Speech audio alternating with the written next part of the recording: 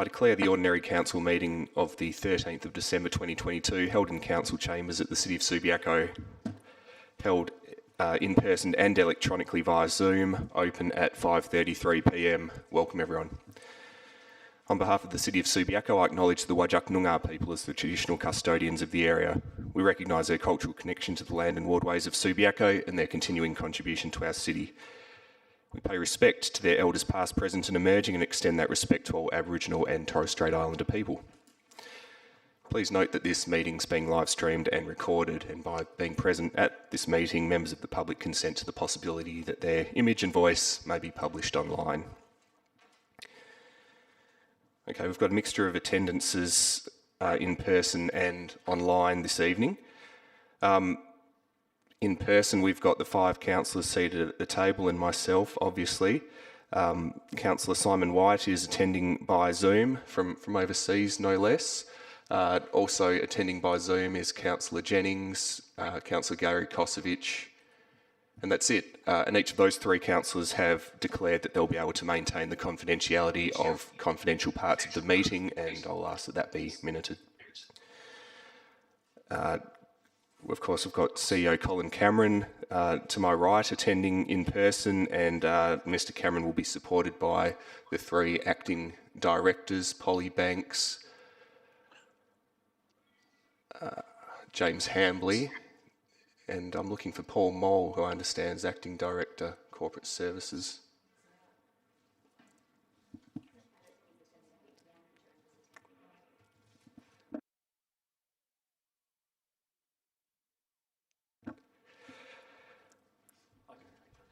Okay. Right. And a number of managers and other staff who will be introduced as needed throughout the meeting. Okay, there's no apologies, but we've got a single leave of absence request, and that is from Councillor Lynette Jennings, who's requesting leave for the period 30 January 2023 to the 14th of February 2023 inclusive. Can I have a mover and a seconder, please? Councillor Burns and Councillor Hammersley. All those in favour? That's carried unanimously.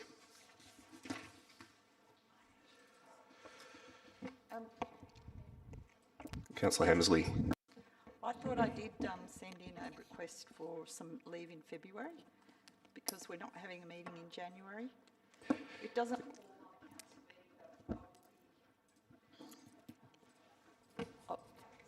out of the state.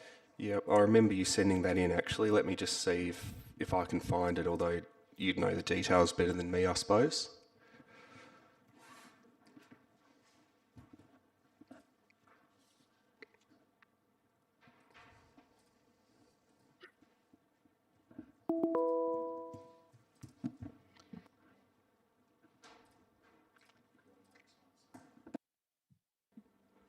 So it was 9th of February, Thursday 9th of February to the Monday the 20th of Feb, which means I will be back for the OCM on the 21st.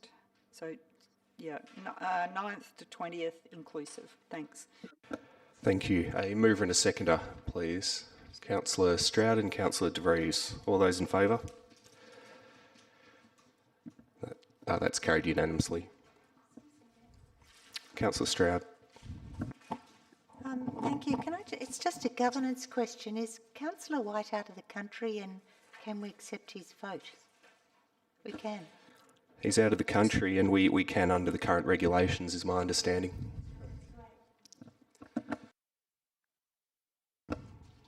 Okay, disclosures of interest. Speaking of Councillor White, we've had a disclosure submitted for item C3. Are you able to read that to us, Councillor White? Yes, hi everyone. I hope you can hear me. I'll present it now. I, Simon White, wish to declare an interest in the following item to be considered by Council at its meeting held on the 13th of December 2022, item C3, an impartial interest pursuant to clause 22/2 of the Code of Conduct of Council members, Council committees, etc. The nature of my interest is my son-in-law, Mark Ree, is a senior associate with Planning Solutions, which is involved with the St. John of God Subiaco Hospital item. Thank you. Thank you. There were no public questions taken on notice, so that brings us to public question time, and we've got a single question submitted by Helen Leader of Cuthbert Street, Shenton Park. Ms. Leader. Thank you. This is to do with the annual electors meeting.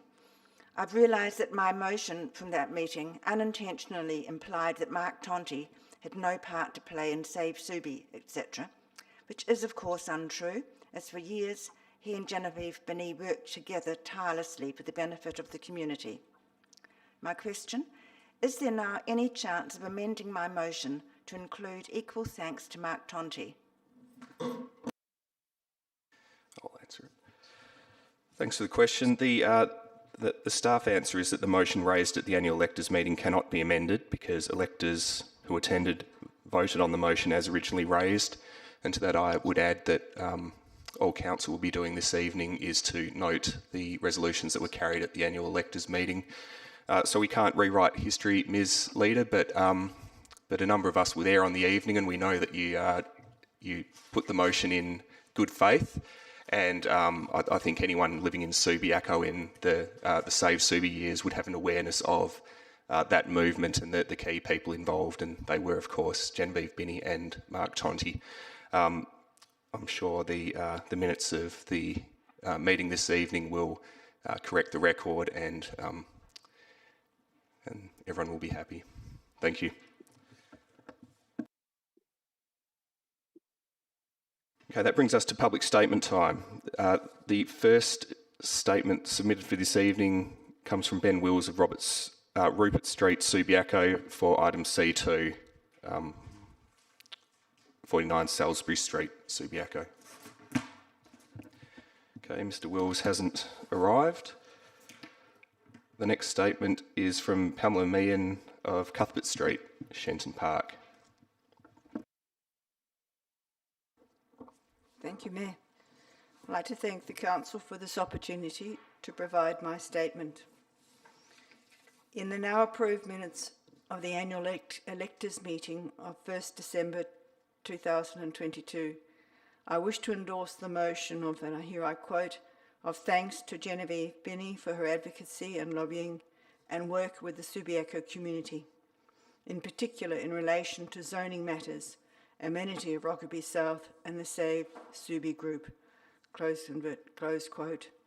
To this, I would like to add my thanks to Mark Tonti.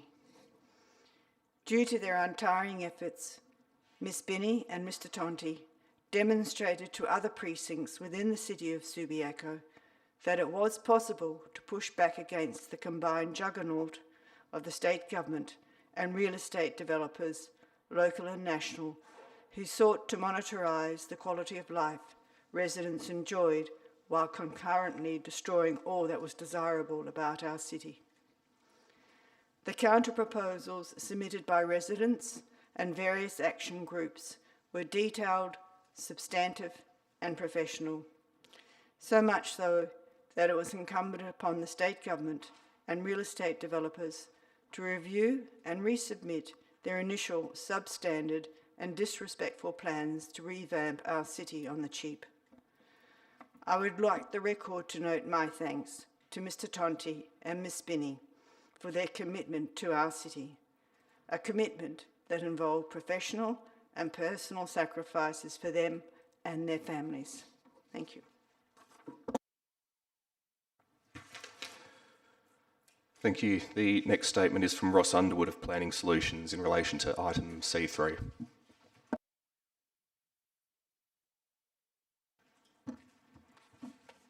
Thank you, Mayor and Councillors, for receiving me this afternoon. I'm from Planning Solutions. I'm a town planner and I act for St. John of God Healthcare in relation to item C3.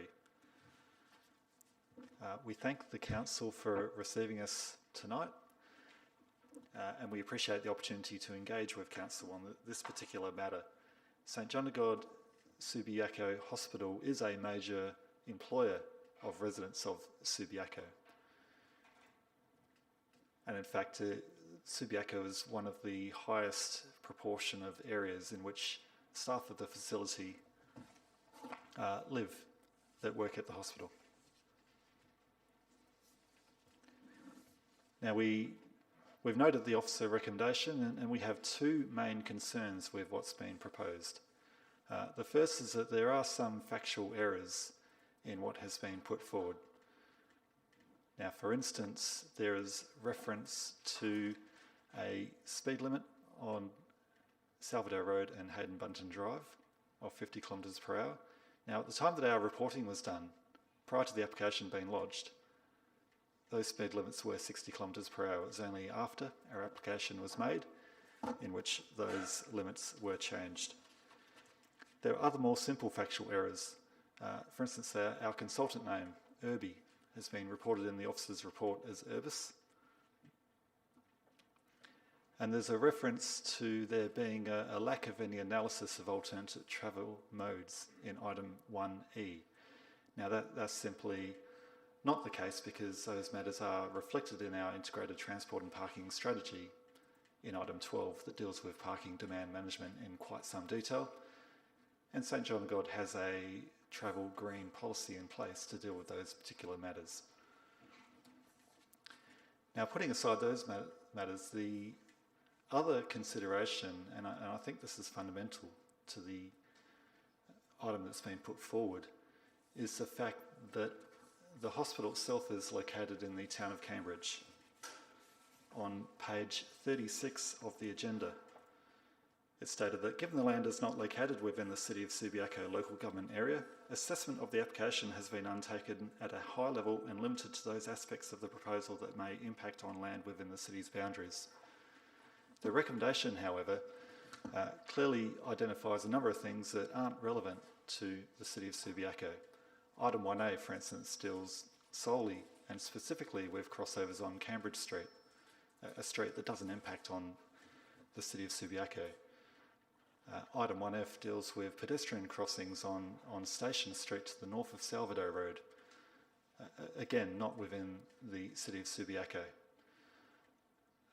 In my previous role, I worked for almost 8 years in local government, and from time to time we were asked to provide comment on applications in an adjoining local government area. And we understood that there was an implicit requirement to deal with the application solely on the impacts that it might have on residents within our local government area. Our job was not to second guess or try and out... Mr Underwood, if I could just stop you there for a minute. Your time's up, so if I could ask you to sum up and also send us a copy of your statement, which appears to be a bit different to the one you submitted in writing ahead of time. Thank you, Mr Mayor. I'll draw this to a conclusion. All I ask Council is to consider if the shoe was on the other foot. If the City of Perth or the Town of Cambridge or the City of Nedlands provided detailed comments that effectively outruled or contradicted the expert advice of the City of Subiaco's own officers, would that be an appropriate course of action? What we'd request Council to do tonight is to provide its support for the hospital redevelopment, which I see it's done, and to remove items 1 and 2 in their entirety. What we'd seek is to receive Council's support for the proposal as it's been put forward without any of the detailed comments. And I think reading through the agenda report that would be an appropriate course of action for Council to take. Thank you for your consideration. Thank you. And just for the benefit of everyone else making statements this evening, we generally allow 3 minutes to make your statement, but due to technical difficulties, you won't receive a warning signal when you're approaching your time this evening. Okay, the next statement's from Bianca Panizza of Violet Grove, Shenton Park. No, she's not here. Okay, her statement will be read by Helen Leader. The statement relates to item C8 of tonight's agenda.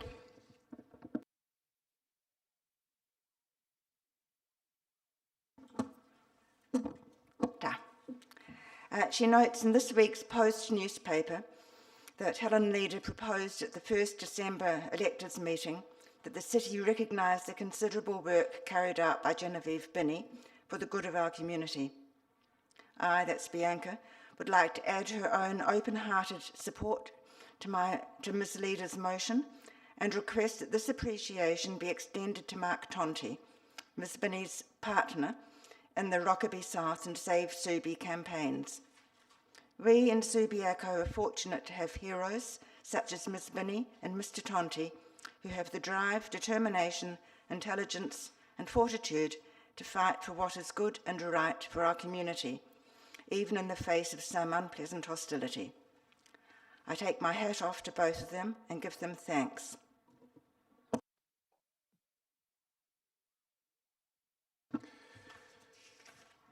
Okay, the next statement's from Stephen DiPiazzi of Urbanista Planning in relation to item C2.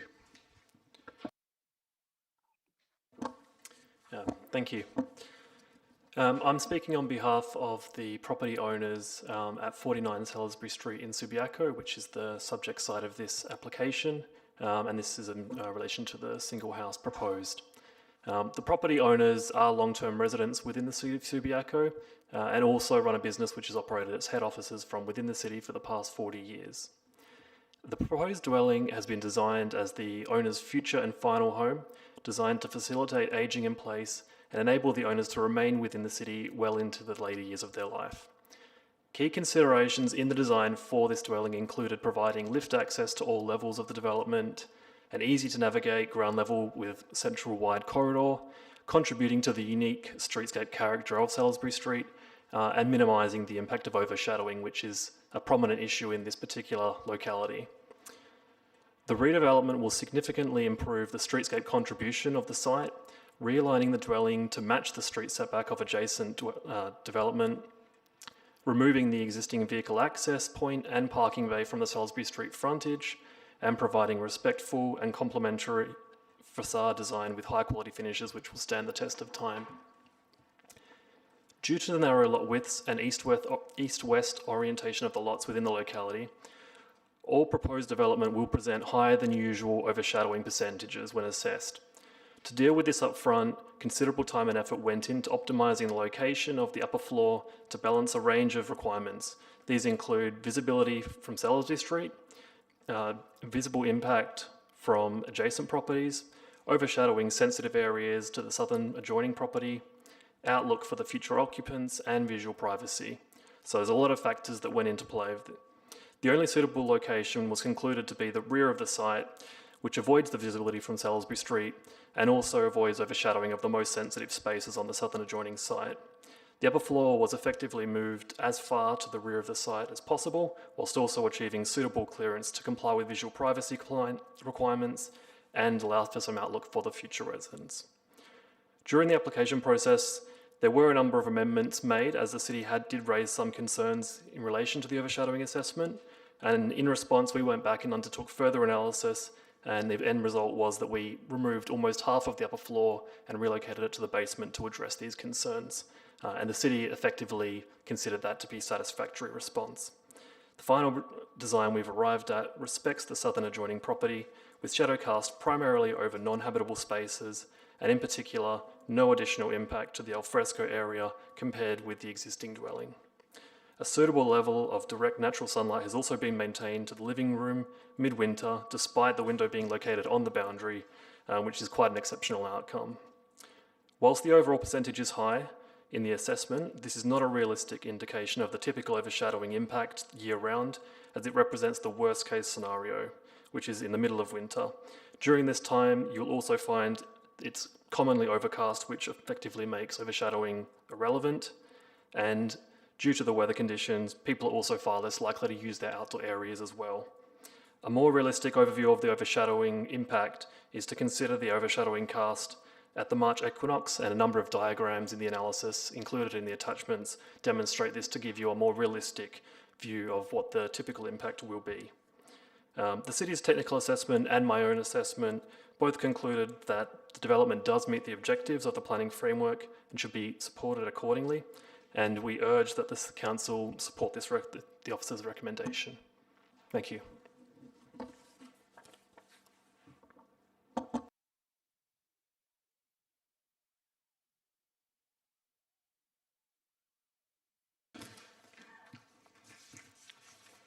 All right, the final statement has been submitted by Timothy Goyder of Salisbury Street, Subiaco. It did come in late, but we're happy to receive it. The bigger challenge for you, Mr. Goyder, might be getting through the statement in the allotted time. Over to you.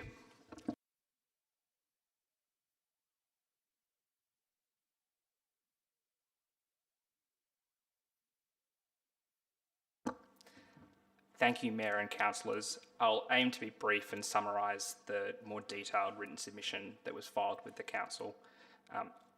Myself and my fiancée Stephanie, who's also in attendance tonight, are the occupants of 51 Salisbury Street, which is next door to 49 Salisbury Street on the southern side. We object to the proposed redevelopment of 49 Salisbury Street based on the plans currently submitted, dated 18 November 2022. We provided 2 rounds of submissions to the Council, and the 3 primary objections we have are in relation to the impact of the proposed development on our property's access to sunlight and the amenity of the outdoor living areas, the impact of the proposed development on the amenity of the area, and the proposed scope of the site works. Our primary objection relates to the overshadowing impact of the property.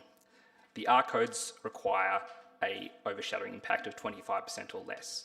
In this case, the overshadowing impact is 47%. We note that the council officer has said that east-west orientated lots are generally constrained in their ability to propose a 2-storey house, and this is for good reason. The 2 blocks at issue are small inner-city blocks, which are 321 and 322 metres in square metre respectively, and the effects of overshadowing are substantial, and the ability to mitigate those effects is also small. The planning officer has referred to other concessions given to developments in the surrounding area, that is deviations from the 25% limit, up to 13% in one case in 2003, but since then no greater than 9% deviation has been approved. In this case, the applicant is seeking a 22% deviation in overshadowing, and no reasonable basis for this has been provided. Leaving aside the volume of overshadowing, we strongly object to the location of the proposed overshadowing. The overshadowing will almost entirely remove the sunlight from our rear garden area, which is used for both recreation, for hanging washing, and for a seating area. It entirely obstructs sunlight into our master bedroom window. It entirely obstructs our kitchen skylights, and it entirely obstructs sunlight to a large portion of the front of our residence. It is likely that the proposed development will cause substantial harm to a large part of our rear landscape garden, which we tend to, contrary to what the council officers have said, the area to be overshadowed is not ornamental. It is heavily used by us for recreational purposes. It is also the case that in our side of Salisbury Street, most of the gardens are sunken gardens, and in fact, across the entire of that side of Salisbury Street, each property maintains a large garden. This is the only one in the street which will not have a large garden and is in fact taken up by a 2-storey residence. That goes to the second point, which is the amenity of the area and the fact that this is a bulky development. We note that the speaker before said that the applicants had moved 2 of the rooms from the top storey to the basement. What this shows is that they're not unable to compromise on the scale of the development. It's one thing to move 2 rooms, it's another thing to change the size and scale of the development, and we note that the applicants have sought an exemption to the open space requirement of 50%. Mr. Goyder, that's your time, so if you could just sum up now, that'd be great. The only final thing I'll say is that the site works are a concern to us, given we live in a 100-year-old weatherboard house, and the applicants are asking for an exemption to the setback requirements, which could cause serious damage to our house. We're happy to continue to engage with the council and the owners to allow development. We're not anti-development by any stretch of the imagination, but we request that you object to the proposal in its current form. Thank you. That's the end of public statements, and there were no petitions or approved deputations for this evening. So there's now 2 sets of previous minutes, which I'll ask Council to confirm.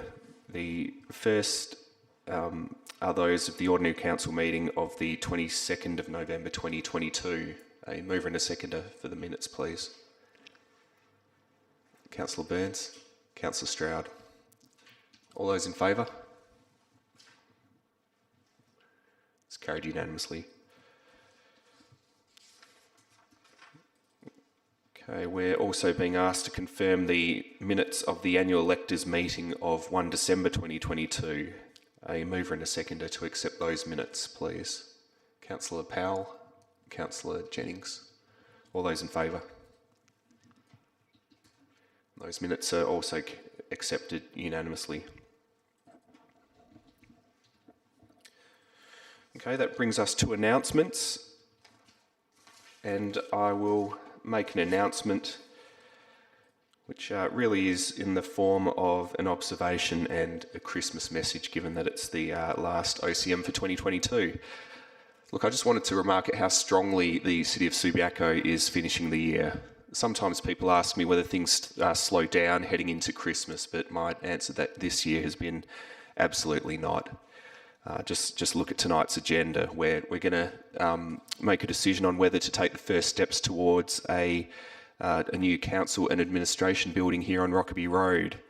We're going to consider a late confidential item relating to public works in the Seddon Street precinct, and we've got a number of developments which we're being asked to consider as well. So keen are our councillors to attend tonight's meeting that we've in fact got a number of people who are on approved leave but who have come to tonight's meeting just to debate some of these important issues. So thanks councillors and staff for all your hard work this year, and Merry Christmas to each of you and your families. Councillors, over summer you've got my permission to take a bit longer to respond to your emails and to pick up your phone, because I think you've earned it. So please come back refreshed and ready to power on full steam in 2023. Merry Christmas. Okay, now that brings us to officer reports. Officer reports and committee reports.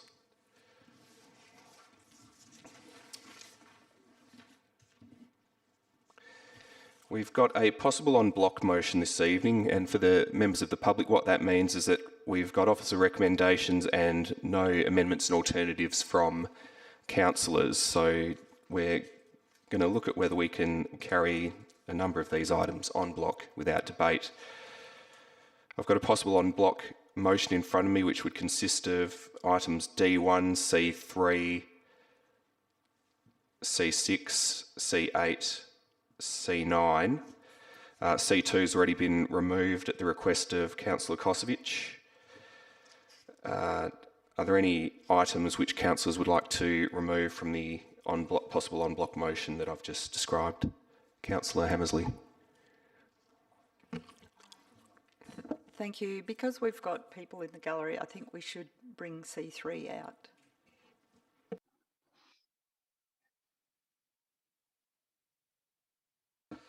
Okay, C3's out, and Councillor Stroud, you were going to suggest the same thing, were you?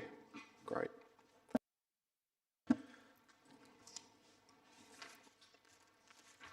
Okay, so Councillor Burns, you've got one to remove as well, do you?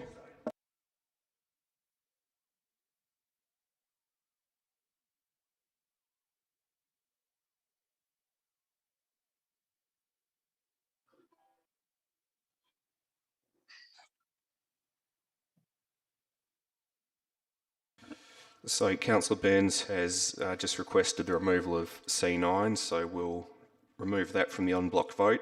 So we're left with D1, C6 and C8.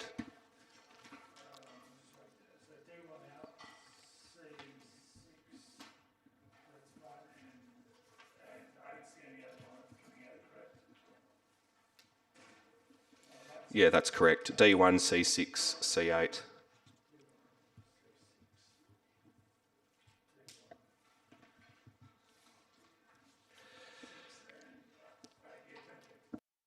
Can I have a mover and a seconder for the en bloc item? Councillor Stroud and Councillor De Vries. All those in favour? The en bloc vote is carried unanimously.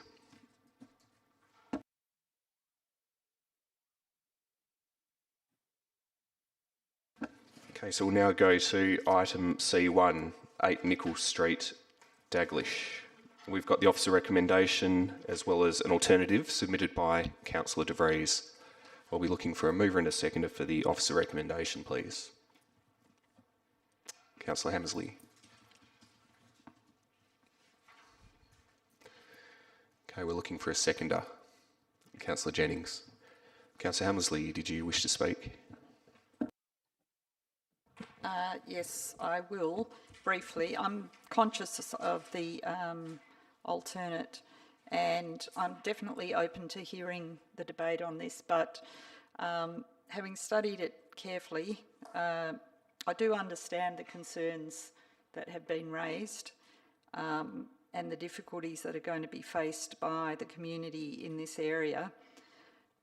However, unfortunately, the outcome on this block of land is exactly what was intended, I think, by the state planning people who came up with the idea that this area should be R60.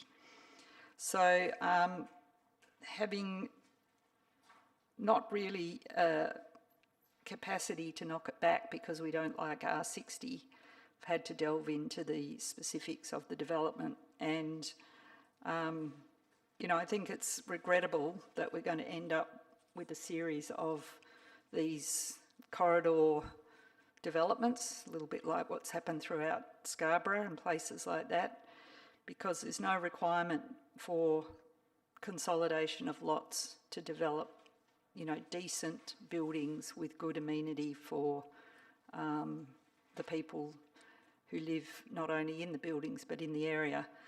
So, look, I may be swayed by debate because I always keep an open mind until the end, but at this stage I'm probably thinking that I can't find a way around the planning scheme as presently framed and imposed on us. Thank you. Councillor Jennings. Okay. Speaker against? No. Okay. All right, if there's no speakers against, are there any other speakers for?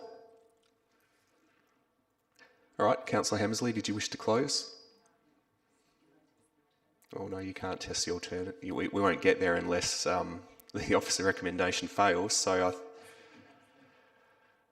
okay, speak against. Yeah, look, I think it's pretty clear back in late 2019, early 2020, that we would at some point be faced with a real challenge in southwest Daglish. I just didn't expect it to come this soon. R60 in the little area of Daglish with, you know, the most compromised streets, the narrowest street being one of those being Nickel, it just seems a little bit of a shock, and it has been a shock to the community in that street. Knowing that it would happen at some point, I suppose there's been a little bit of anticipation around how it's going to impact. So I think it's worth just addressing what some of those impacts might be. I'm pleased to see that the design review panel has made a real improvement to the original design. So I'm not being all negative, but I think it's worth recognising that a small part of the community was given this burden to bear in terms of higher density, whereas the rest of the community seemed to be let off. And I think it's the feeling would be that that it's unfair. So I think let's look at how it's going to impact in tangible ways. We've had some concerns about parking, and I think the street being so narrow, it's already pretty clear that any additional street parking might present challenges for anybody coming in and out of the street. I've had a few considerations about how the rubbish truck's already reversing down the street. So just having 3 additional houses, which is essentially what these apartments are houses, having, additional parking on the street, we could be faced with a fairly fairly difficult situation for people who are trying to access their homes. Further to that, we've got the overshadowing component, and whilst that's been minimised to some extent, it still does overshadow the neighbours' rear, the visual privacy on 6 Nickel. And at the moment, apparently, there's nothing much happening in 6 Nickel. That's chicken coops and vegetable gardens. But this isn't to say that at some point in the future that those owners might decide that that's, an area that they'd like to use more in different ways. So I think we need to think in terms of the long-term impact on the community, not just the short-term impacts that it might have, because the people living in that area, some of them bought into that area 30 years ago anticipating that would be their forever home, and they're finding that they now have to compromise and give up what they aspired to, which was, a quiet street with leafy trees and sunlight in their rear gardens. So I think the idea that some people have to pay a price and sacrifice because that's where the zoning happened just doesn't seem quite reasonable. In addition, I think I've mentioned that the setbacks, it doesn't meet with the state planning, so it's inconsistent with the design principles of the design element 5.12 street setback. Again, this may not be the biggest problem with the development. It may be that people learn to live with it, but it is a consideration when we're making these planning decisions. I think that the community they've raised their concerns with me, unfortunately couldn't be here tonight. They have been pleased with the improvements that have been made. So I'm looking on the positive. If we can continue to work with developers in the way that we are working with developers, we can see just some tangible improvements happening. That does help. But my fear will be that in a number of years to come, we'll have more of these in Nickel Street, and I just don't see how that's possible, given that it's such a narrow street. At the moment, we can only really park on one side of the street. So I urge you to at least consider, if you're not supporting the alternate, to consider the issues that are going to come up in future developments, because LPS 5 certainly did change the fabric of our community in a way that will be lasting, and as Councillor Hammersley noted, this was an intended consequence, but it seems that some people have to pay the price while others just didn't have any impact at all. So that's my take on it. And again, I speak for the community who can't be here this evening.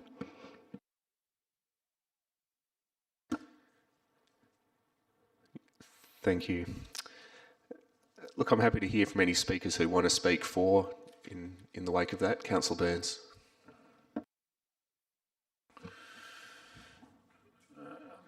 Thank you, Mayor McMullen. Perhaps not a bit of a stretch saying I'm speaking for this, but I am speaking. I don't think anybody in any circumstances enjoys having their hands bound. It's not, it's not what we want. But Councillor Hammersley came straight out with pretty much, that's how I interpreted what you're saying, in looking to, no matter how hard she searched, she didn't see a way around the proposal. Unfortunately, I also look to Councillor Tavares that this is not the last of them we're going to see. And I don't think we're going to enjoy any of them. How we deal with them, I think she did speak to, in that we're going to have to work as hard as we can with proponents, okay, to mitigate, right? And even if we looked at finding sympathy for adjoining landowners, etc., and anything we can do, where and mainly it'll be done through the staff and then obviously through the chamber, but it's not what we hoped for, it's been what's been put upon us, and there's really not much more I can say about it. But I hope the community, the neighbours, and everybody else accepts the fact that voting for it or against it, it's still more a fact of life than it is a discretionary decision. And I'll leave it at that. Thank you. Councillor Kosovic. Thank you, Mayor, and through you. I would just like to reiterate the sentiments of both previous speakers.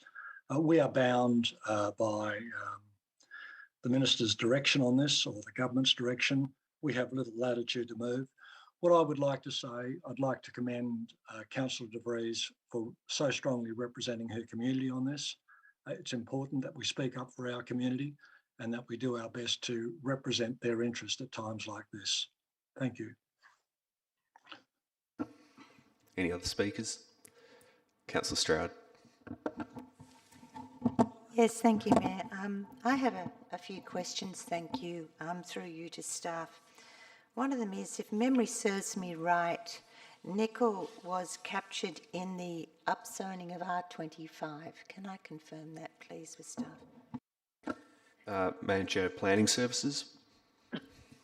Thank you, and through you, Mayor McMullen. Just to clarify, was that from the former town planning scheme at R25 to the current planning scheme?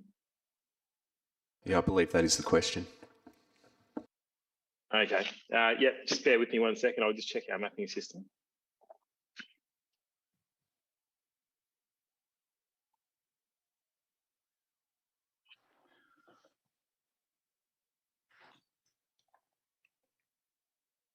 Yes, through you, Mayor McMullen, under the former town planning scheme number 4, the property was coded with a density code of R25 and now has a density coding of R60 under the local planning scheme number 5.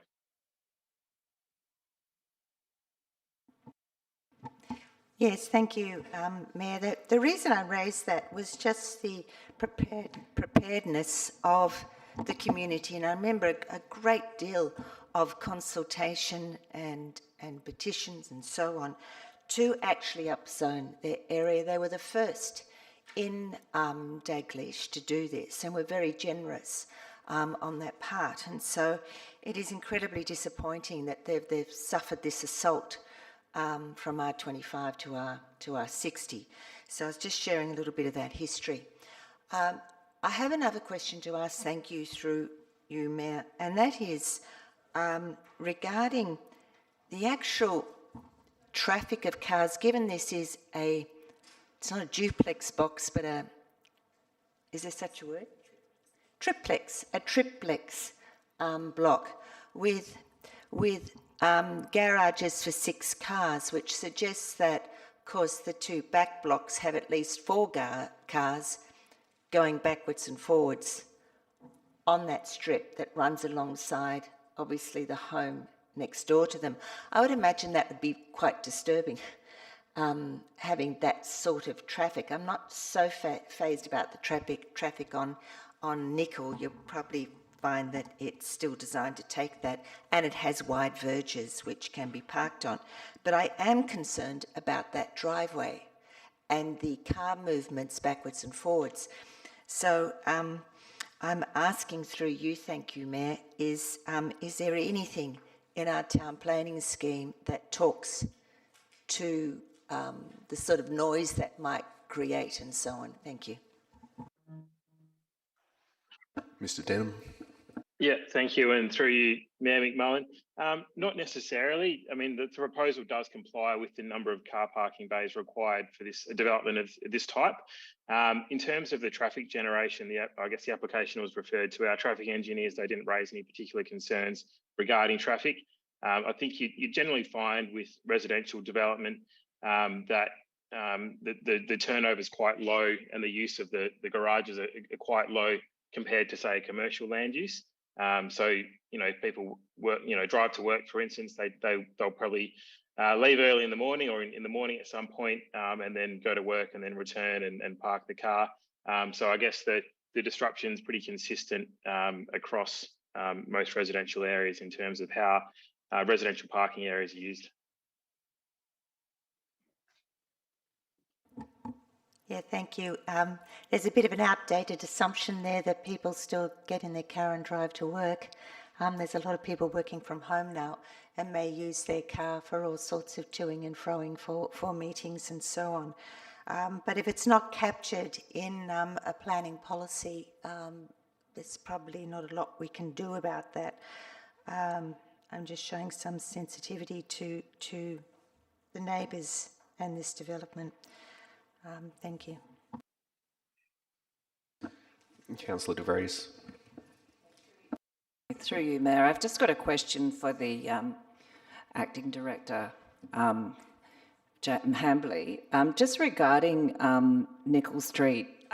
Is he aware that in 17th of February 2022 that a resident in Nicol Street was contacted and it was said that it was likely that a consultation on the traffic parking would be done of Nicol, and that it seemed that it was likely that it's too narrow to support parking on both sides.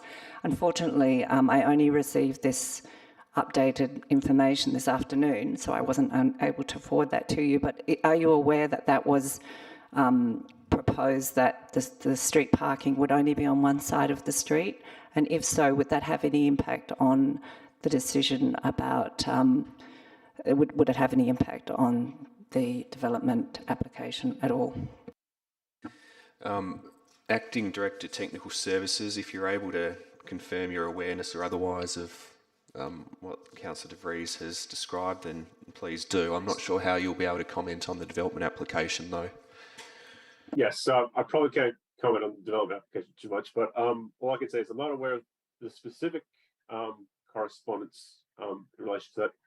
All I would say though is, as you're probably aware, we have got all our parking precinct plans, which are going to be reviewed starting early next year. So it's quite possible that a staff member has advised that that's going to be happening next year, and that things like the width of the road and whether it's suitable to have parking both sides would certainly be considered as part of that. So it could be something that's considered as part of the next parking precinct review for that area.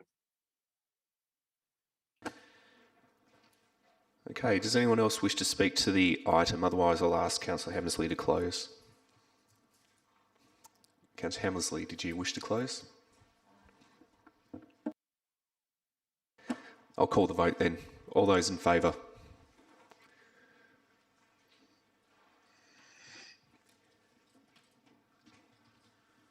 Okay, it looks like the officer recommendation is carried. 6, no.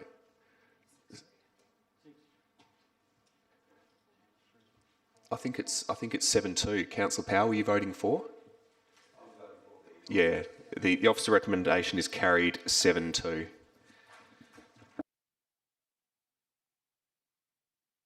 So unfortunately, we won't hear debate on Councillor De Vries' alternative.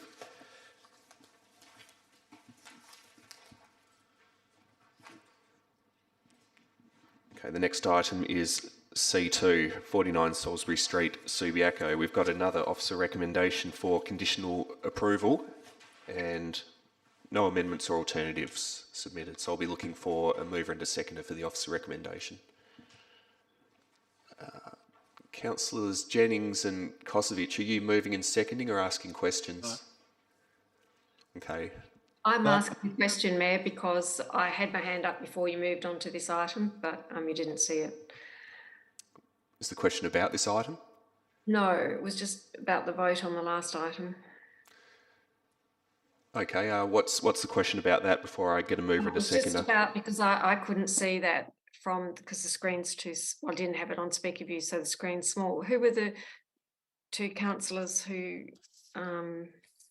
were against? Presumably Councillor De Vries and Councillor Stroud was the other vote against. Okay, thanks very much. I wasn't trying to highlight anyone, but I just couldn't see that. Sorry. Thank you. Okay, so I'll move into seconder for C2.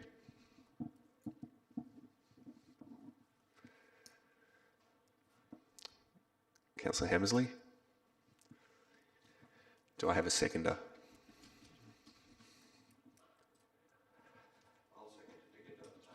Councillor Powell, thank you. Councillor Hammersley, did you wish to speak? Not really.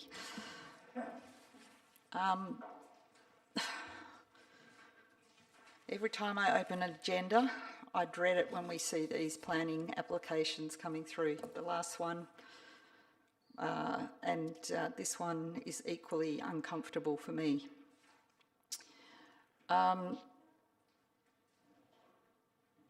Life has changed a lot in Subiaco over the past years. Our houses are getting bigger and bigger, and I have to sit here and confess that I'm one of those people that built a house that is quite big. I had the advantage of a south-facing block and one of the larger blocks in Subiaco. But what we have seen consistently for the last 10, 20 years is an increasing amount of size in our houses. We all aspire to a nice lifestyle, and that's fine. But sometimes you have to buy the right block of land. This one I have absolutely agonised over for 2 weeks because it's a small block and it goes from east to west, and we've seen these problems before and they're always extremely difficult.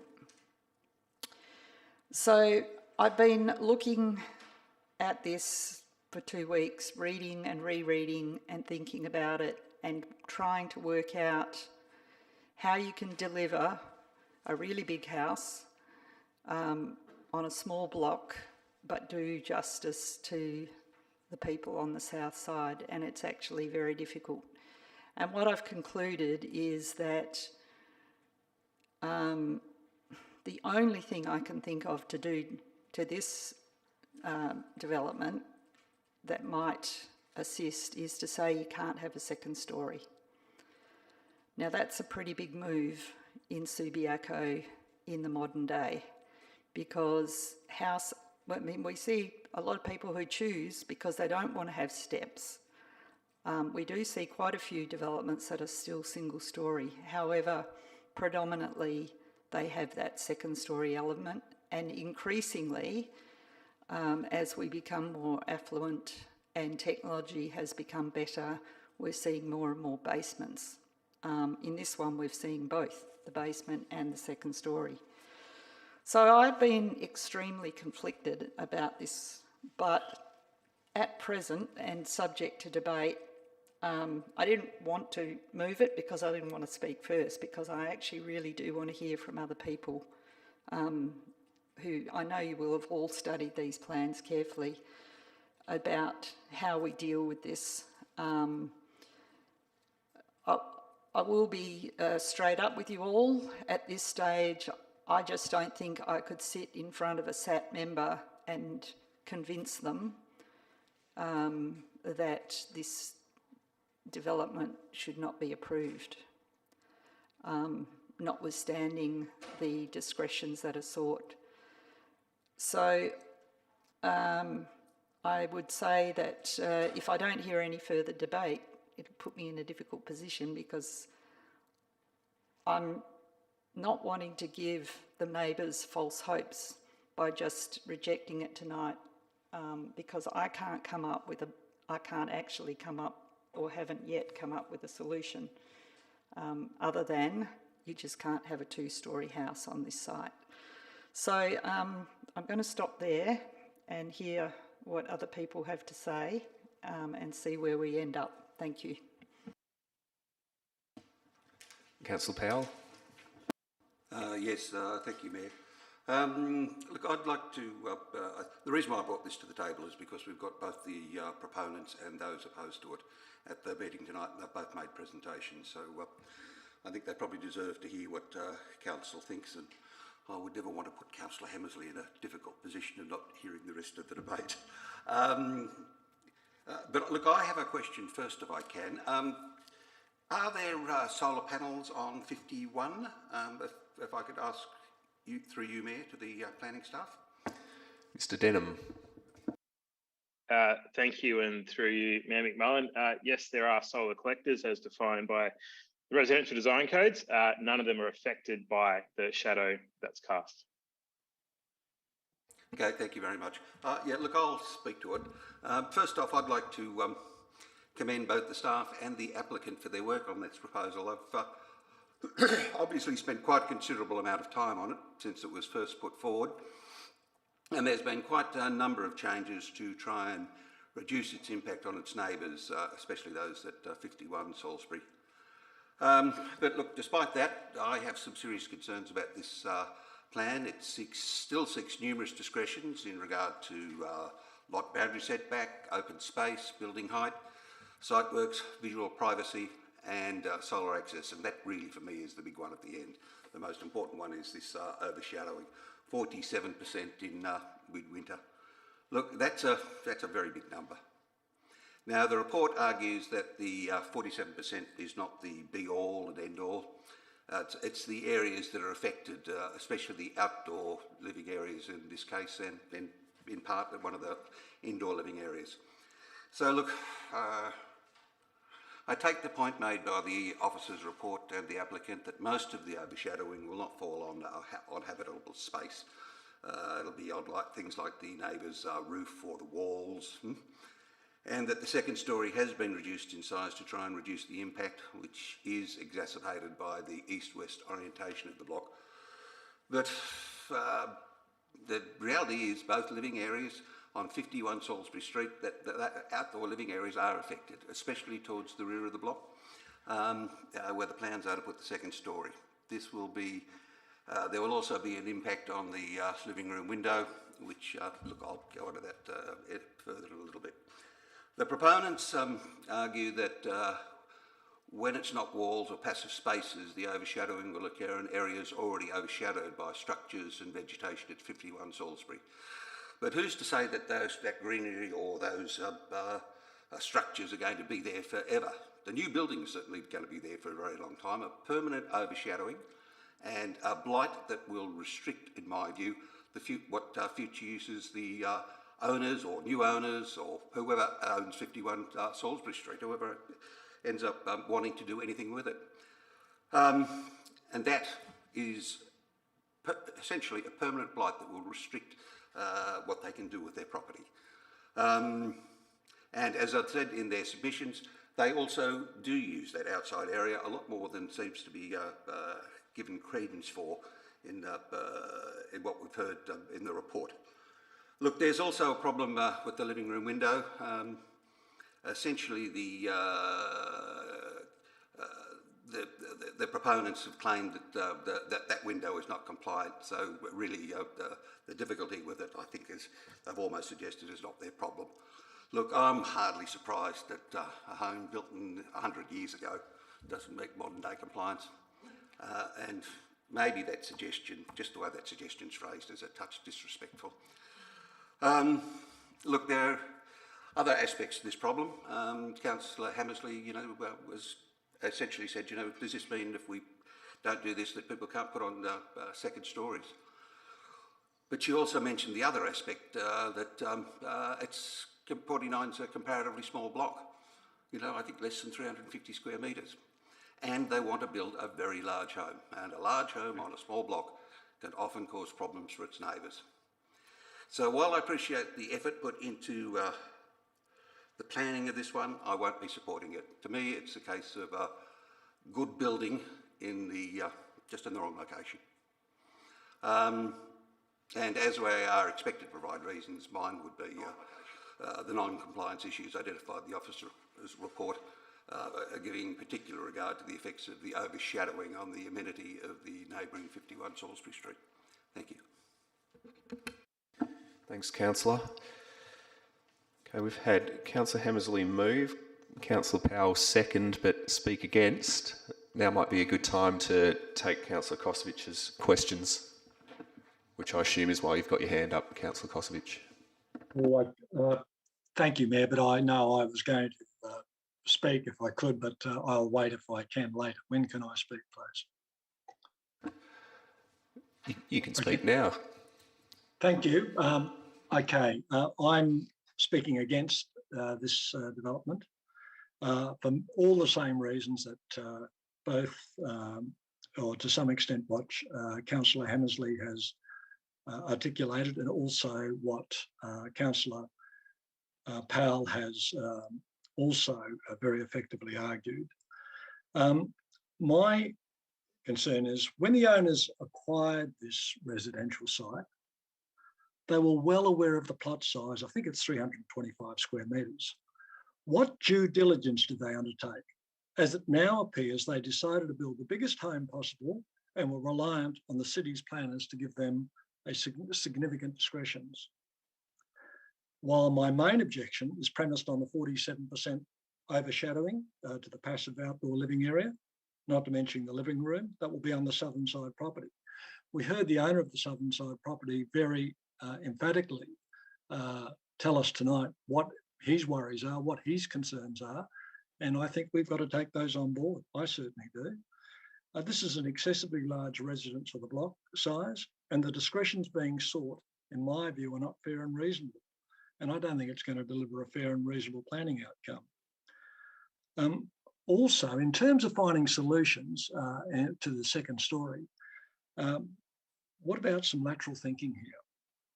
For instance, could the applicant be asked to revisit the problematic overshadowing and seek an alternative solution?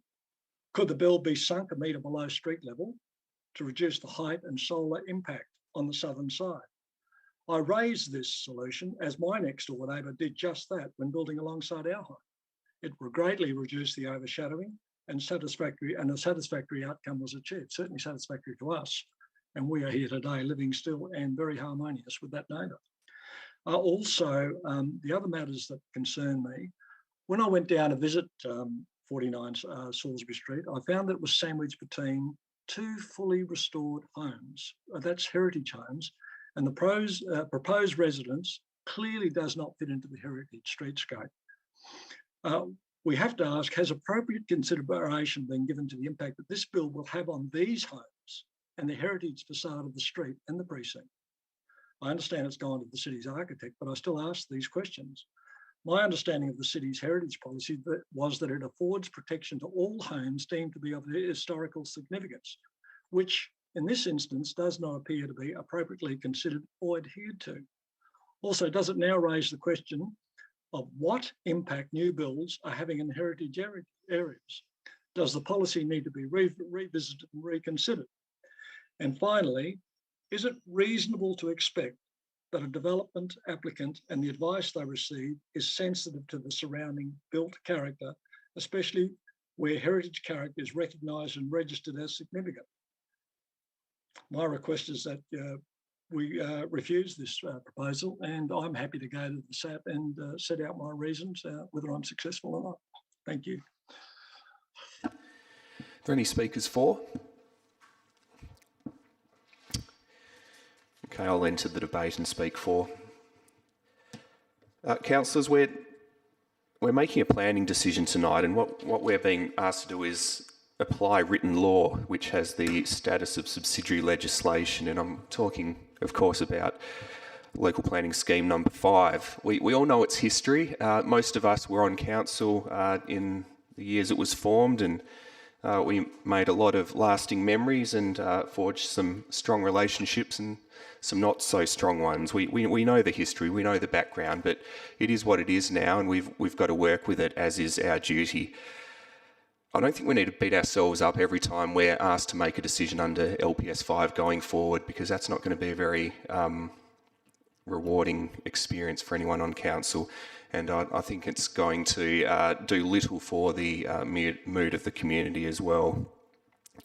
The way I see it, the way I justify this in my mind is to turn things around and say to myself that we've got a town planning scheme that says what it says, and staff advice which I think quite unequivocally says to us as councillors that the planning framework does accommodate this particular development.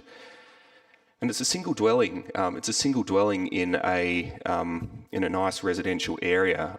In my mind, there's far worse types of development than that. In fact, that's one of my favourites, even though it's not a very fashionable or sustainable thing to admit sometimes. I just don't see how we can have just made the decision to approve C1 reluctantly, but approve it nonetheless, only to be faced with C2 and for the same, I would probably say, emotive reasons. It's looking like the development might not be approved. Reluctance to apply LPS 5 cannot be a reason for refusal in one case, but not in another, in my opinion. So look, it's a tough decision, but with all of these decisions, there's good and bad outcomes that flow from them.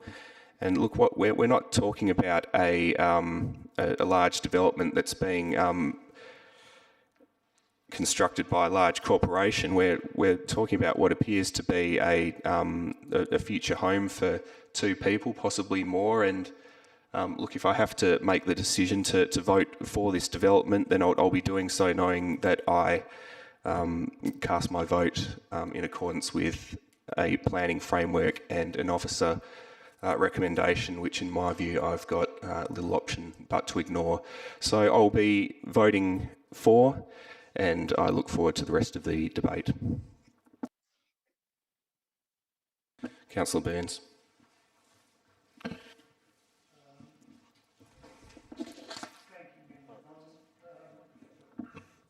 Thank you, Mayor McMullen.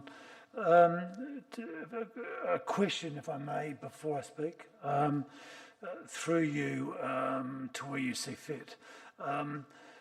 With regard to the overshadowing and the number of 47% of what arguably is a tiny area of open space at the rear of the property, and then behind that there's some sheds, I'm going to presume they're in the garages, etc.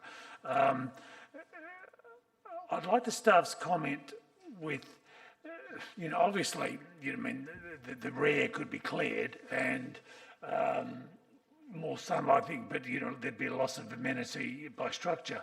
But then I also look to what the proponent puts forward, and arguably what you don't see, because it's not the nature of a planning matter, but to the other side of the property,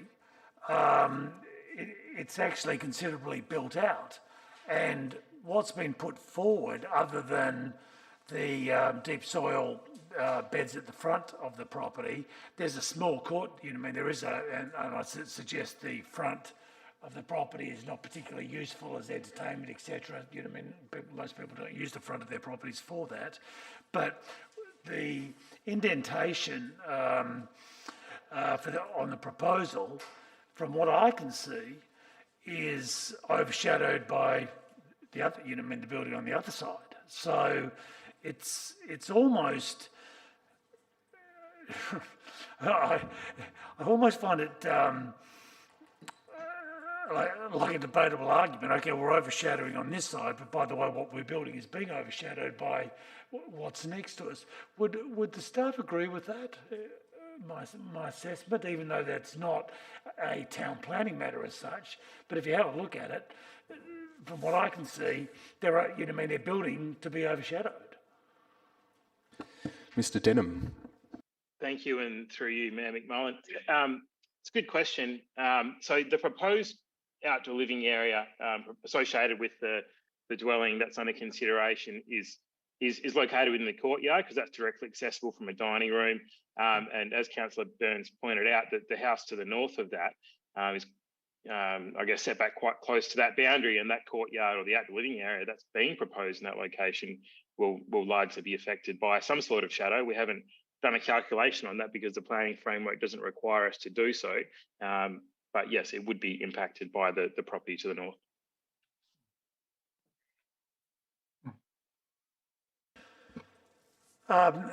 Thank you for that response. Yeah, so in speaking to this,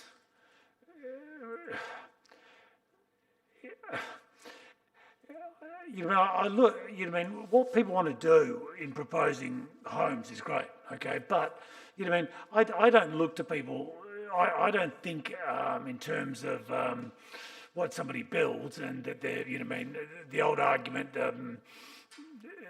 and I don't look at some people, obviously do live in their houses forever, but people come before us and say, look, we're building this and we've got 3 kids and we're going to live there until we drop dead and are dragged out feet first.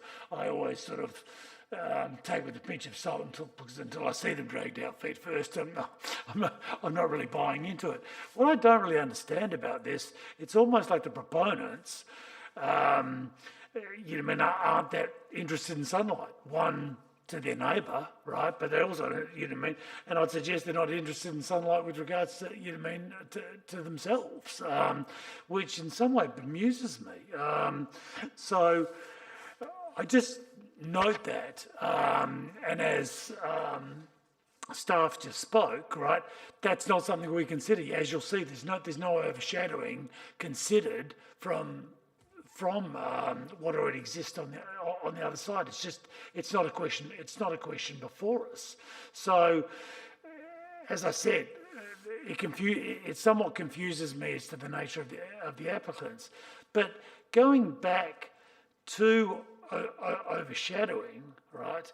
I don't like it. The little backyard that is the space between the two structures, is affected. But then at the same time, I look at it and go, okay, but it's actually overshadowing what already is a substantial tree that's arguably removing the sunlight anyway. So I think it is too much building for the lot size. We've got, it's 2-storey and a basement. I love basements, so, I'd rather it was 1-storey and 2 levels of basement. We wouldn't see them, but that's not what we have before us.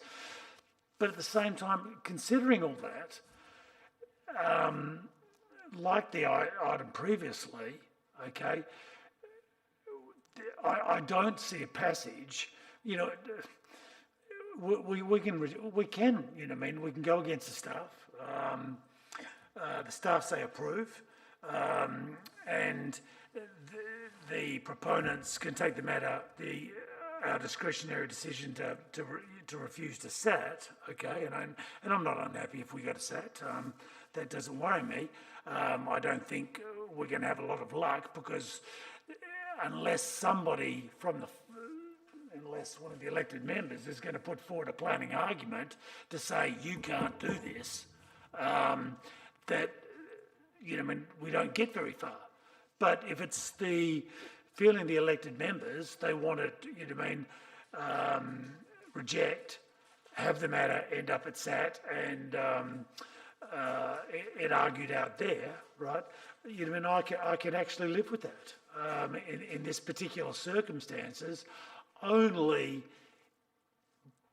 for one simple reason, and that's just that there's a hell of a lot of building on this lot. Okay, so, and it's not a town planning argument, and you've heard me a million times tell you that don't go to SAT if you haven't got an argument. Okay, but in this case, I'm almost, going against my general grain of thought. But it's more just a gut feeling. I just think there's a little too exuberance by the proponents. But if we reject, I do believe we're on a hiding to nothing anyway. So we will still see it and we'll do nothing more than cause expense and slow it down. So I'll put it back in your hands, and that's all I have to say on it at this moment. Thank you. Any speakers for or against? Councillor White. Yeah, thanks, Mayor.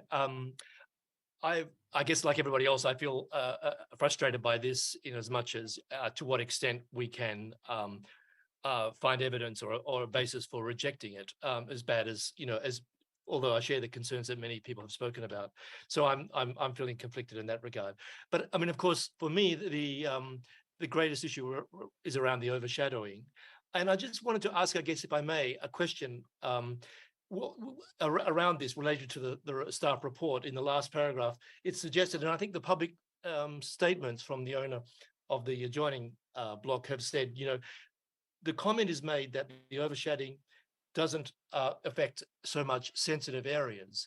And I think we've heard today that that's not necessarily the case. So I'd be interested if it's possible to put that,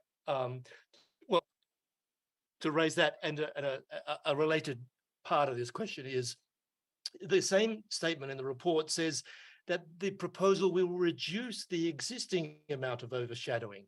Have I understood that correct? That the overshadowing is going to be bad, but it's going to be less than what's there at the moment. Mr. Denham. Thank you, and through you, Mayor McMullen.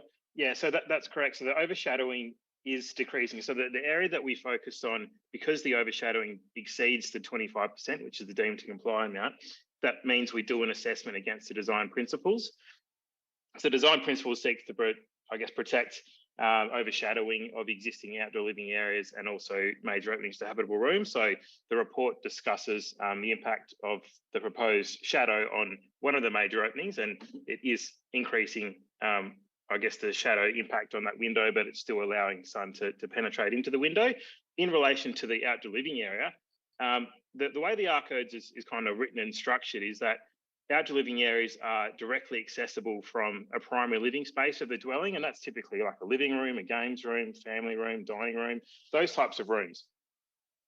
So I think in this case, we've taken the patio, the rear patio, which is directly accessible from what I understand to be a kitchen or a dining room, as being, the key outdoor living area.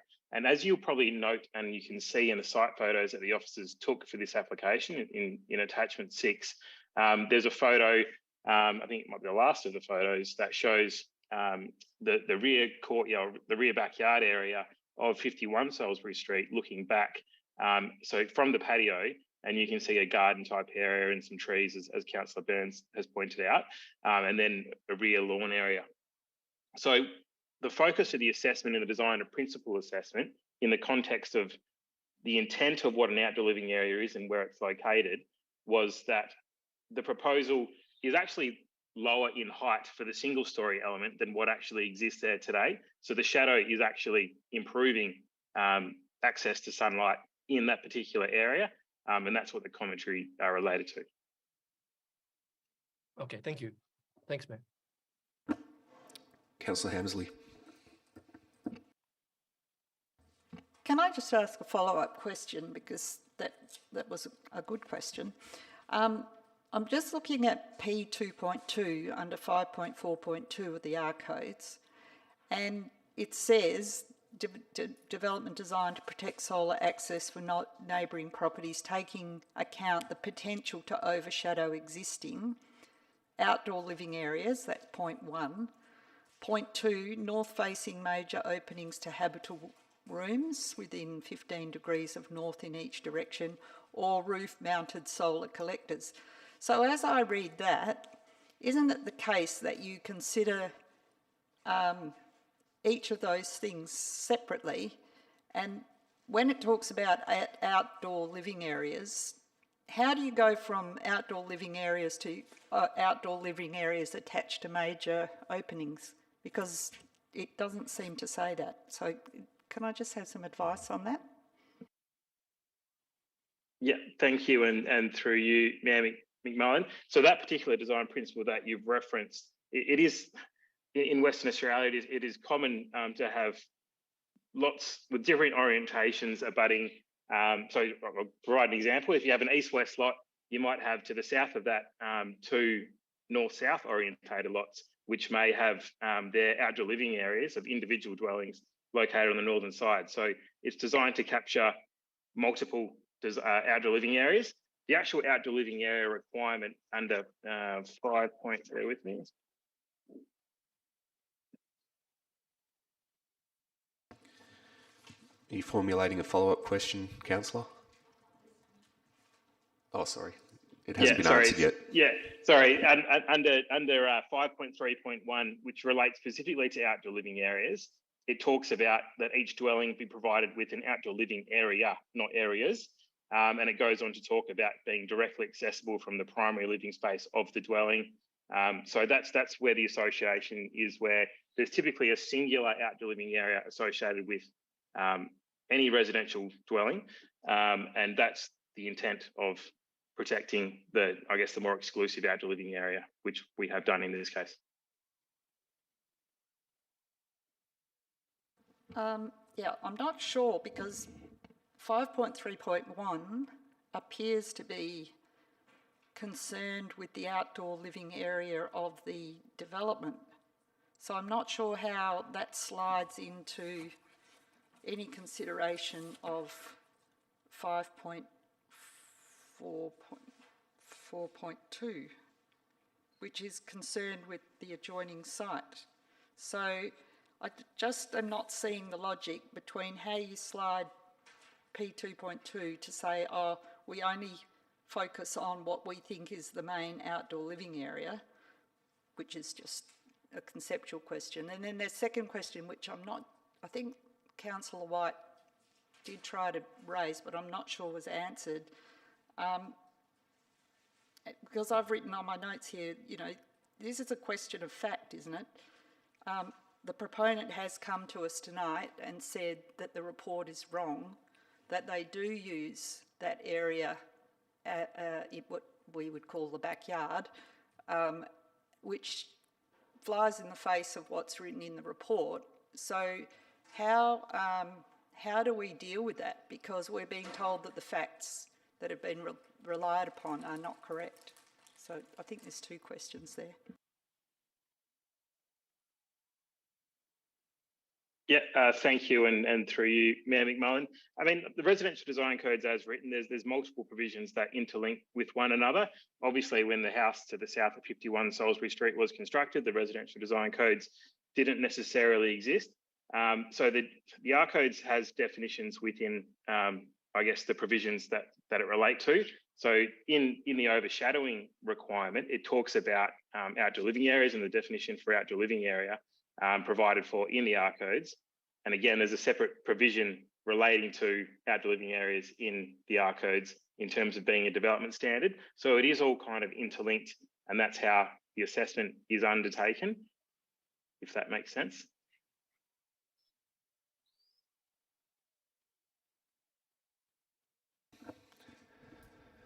Is that all your questions, Councillor Hemsley? Any other speakers? Councillor Stroud. Thank you, Mayor. My concern is that we do not have an alternative on the table. Therefore, we don't have reasons if this was challenged and sat. But there's obviously a concern about this development, and we've heard from the applicants that they want this to be their forever home. They want it to be their forever home, but they've seriously upset their neighbours already before they've even started to build. So I'm wondering if we deferred this item. It doesn't incur any further expense to the applicant. It gives them Christmas and so on to go away and think about it. And just maybe they might come up with a more sensitive build. And I don't believe Councillor De Vries has spoken yet, so I could have a second for that. Thank you. If we could test that with the council. Thank you. So just to clarify, you are moving a procedural motion? And it would be to do what?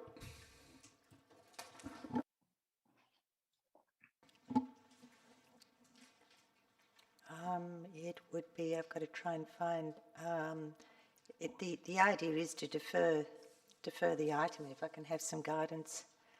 So, yeah, I think if it's not going to a committee, what we'd normally do is move to the next item of business. I don't remember the meeting procedures well enough to know the number of the rule. It would be 7.1A, that the meeting proceed to the next business. So we'll have you move the procedural motion.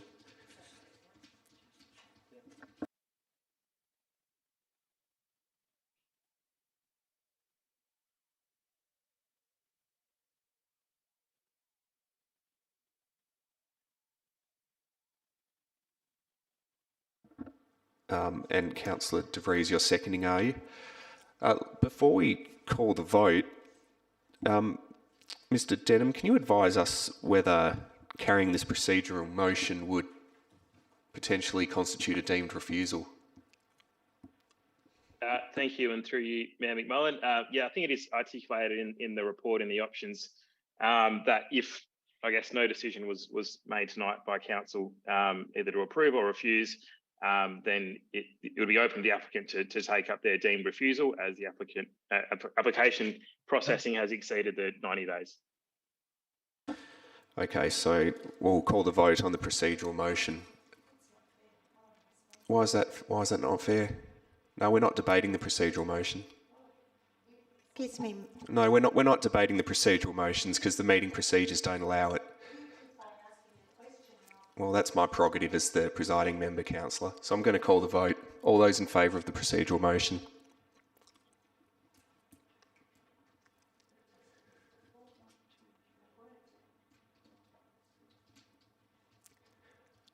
Okay, the procedural motion's carried 6-3. We move on to the next item of business.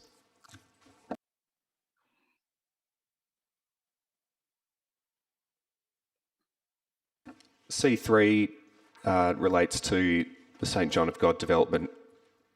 We've got no amendments or alternatives, but we've got an officer recommendation to support the development. A mover and a seconder for C3, please. Councillor Stroud and Councillor Hammersley. Yes, thank you, Mayor. The reason I wanted this, and I'm probably the same with Councillor Hammersley, to bring this off en bloc, was because we had a statement in the gallery this evening that made various accusations of inaccuracy in the report provided by our staff, and I would like, and some of them I believe were very minor, probably even a printing error, but I would like staff to please address some of those accusations so we can feel comfortable in supporting this report. Perhaps there may need to be some correction.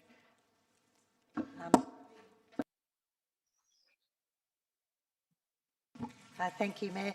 Unfortunately, the statement, I don't have a printed copy of the statement. I was trying to find the one in my emails that was submitted, but I'm hoping that our planning staff have picked it up anyway. Thank you, Mayor. Mr. Denham, are you able to speak to any of the apparent inaccuracies?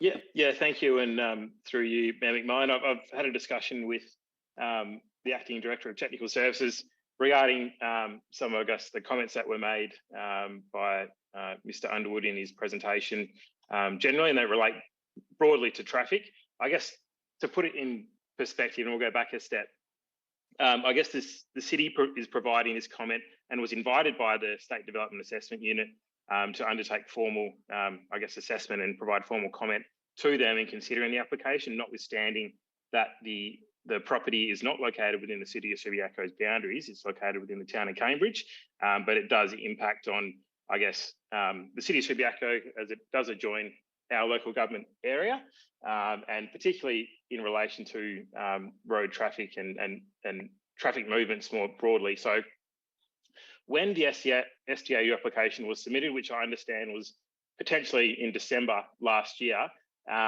we were only referred as the City of Subiaco last month, essentially, and the information that we provided comment on in terms of our recommendation presented to Council tonight was based on the information that we received from the State Development Assessment Unit, and we acted as a referral body, so it wasn't necessarily appropriate for us as a referral body to go straight back to Planning Solutions, for instance, to get clarification on any matter. So there's some points, I don't know, and maybe Acting Director Hambley may be able to expand or elaborate on these, but one point that was referenced was the speeds of Salvado Road and Hayden Bunton Drive, which, you know, we've listed as a certain speed. The applicant stated that the speed limits for those roads are 60 kilometres an hour. I understand that they're 50 kilometres an hour, and that change has happened in the last year or so. And I know the applicants provided some street view images of, I guess, the speed signs on those particular roads, of which are about 18 months or two years old, so they are out of date. Our comments are largely limited to traffic-related matters, so maybe I'll ask Acting Director Hambley if he wants to add any more to that. Thank you. Yep, thank you, Anthony. Yeah, I'll just talk to it very quickly. So, obviously, what Planning Solutions also provided in a table as part of their statement was just particularly 6 items relating to point 1 of the officer recommendation. So I'll just very quickly just talk to that, because obviously we've had a chance to review it since they've sent it through. But on the whole, believe that the officer recommendation should stay as written. So the first point that they did bring up was around the crossovers on Cambridge Street, which, as they correctly state, is within the town of Cambridge.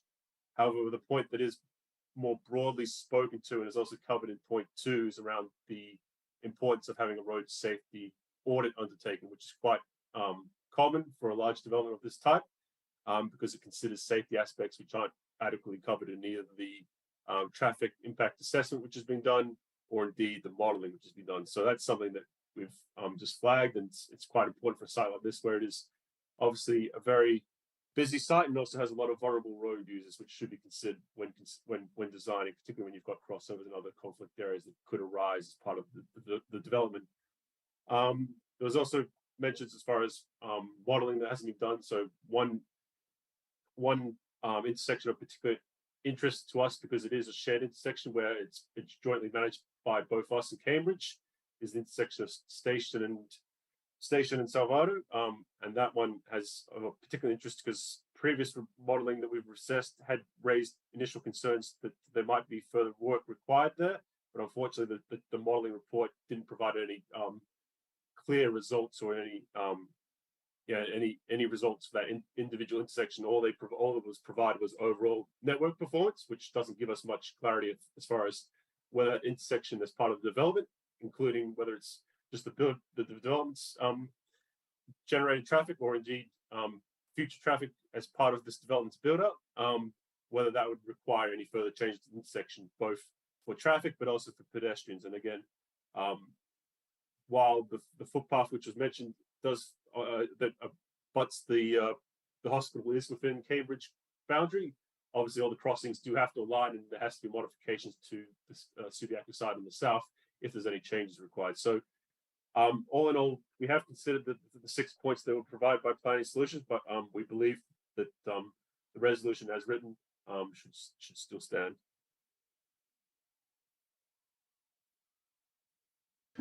Any more questions?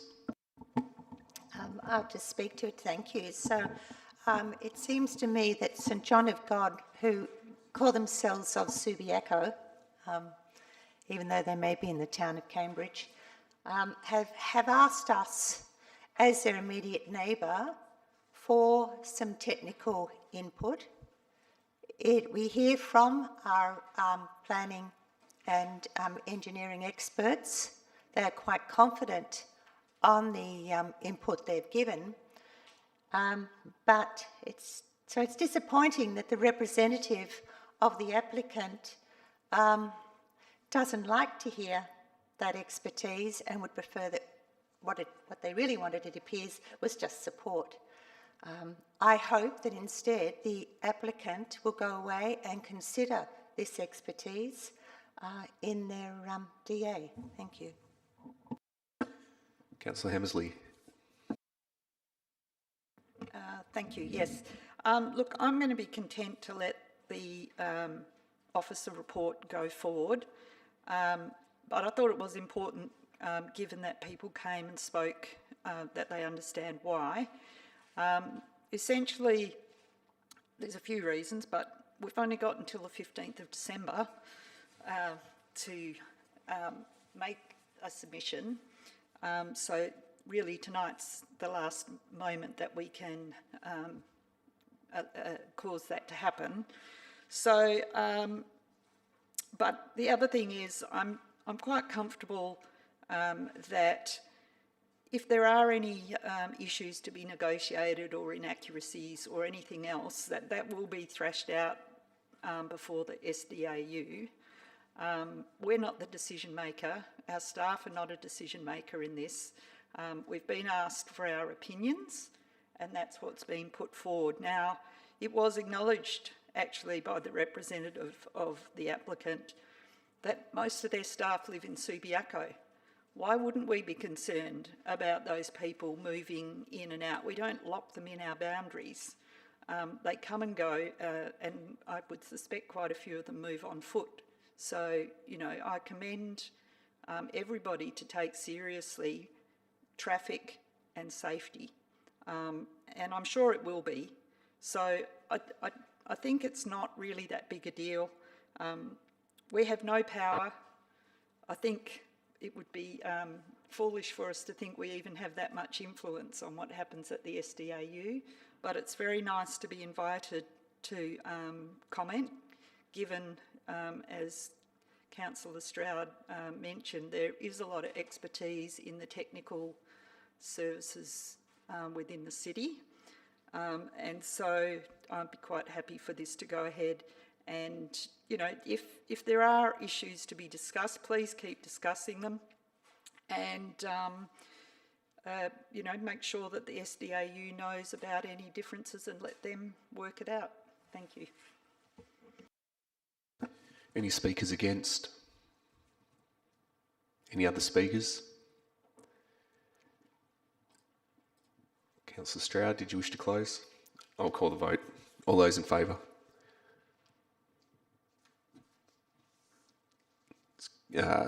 Councillor Burns, are you voting for? It's carried unanimously. Okay, the next item, C4, the Wolga Best Practice Governance Review. We've got the officer recommendation, but also an alternative from Councillor Hammersley. So do we have a mover and a seconder for the officer recommendation?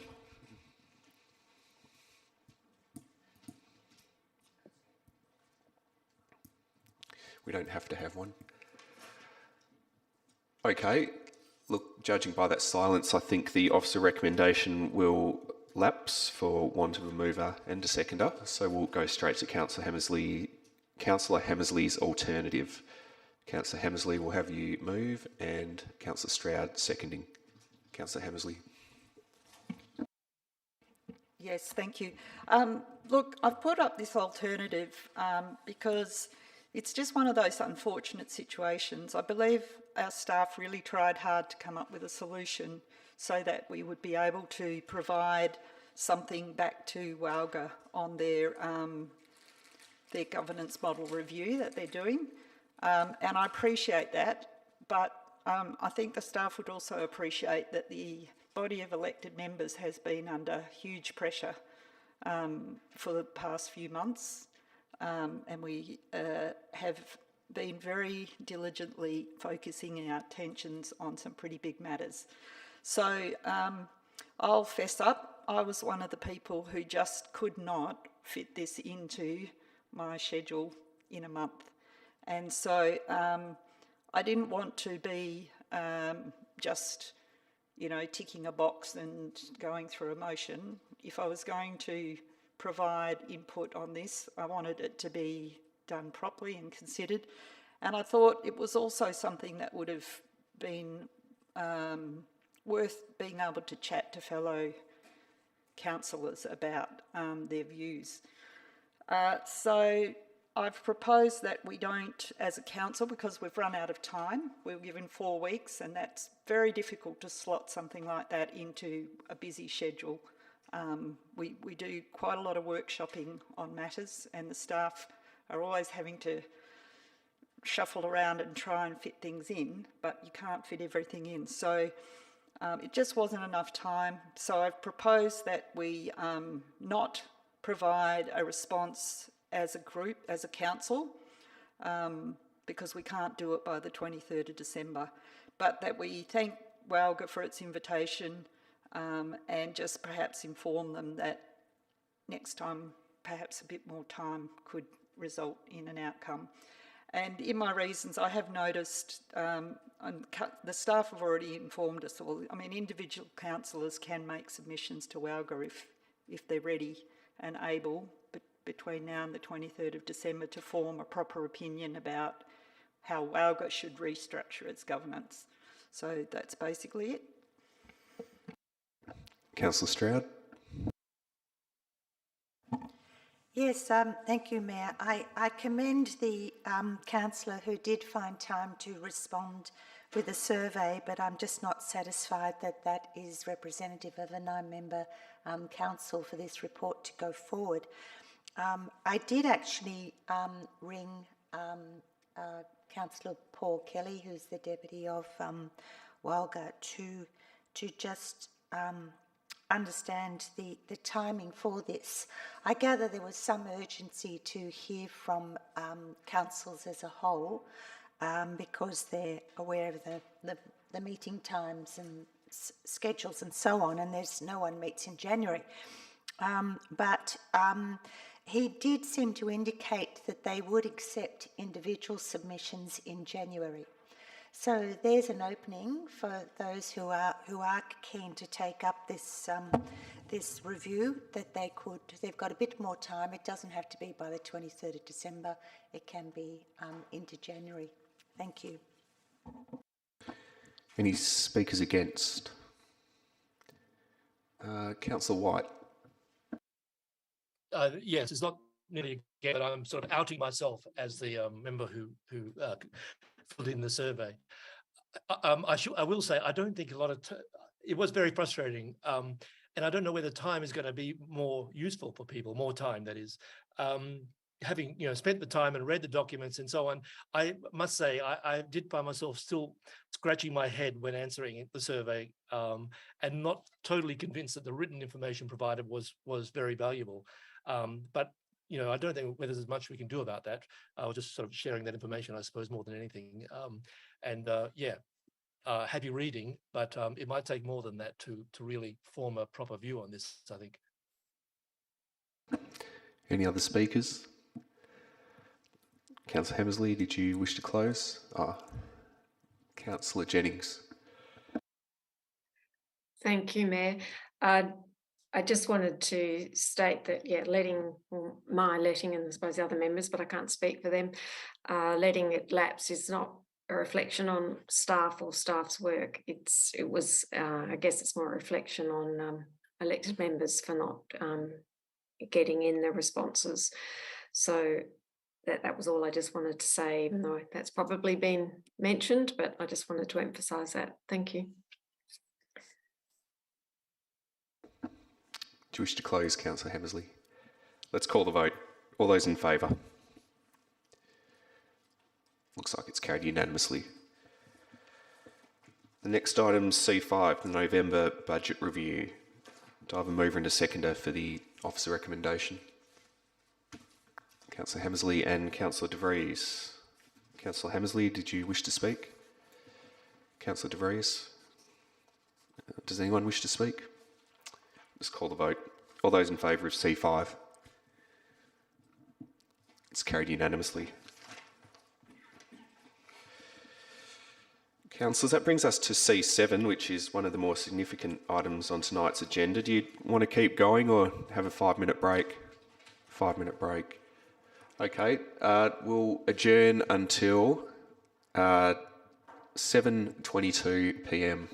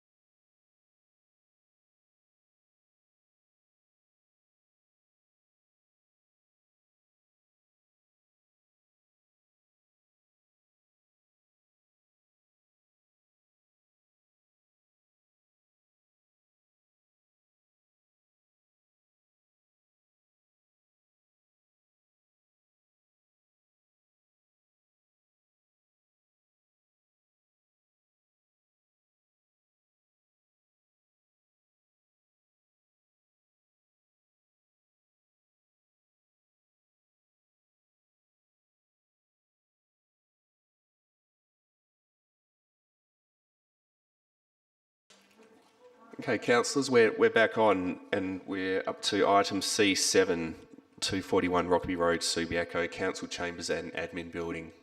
Councillor Stroud, you're moving the officer recommendation? A seconder for the officer recommendation? Councillor Hammersley? And of course we've got Councillor Jennings's amendment. Councillor Stroud. Thank you, Mayor.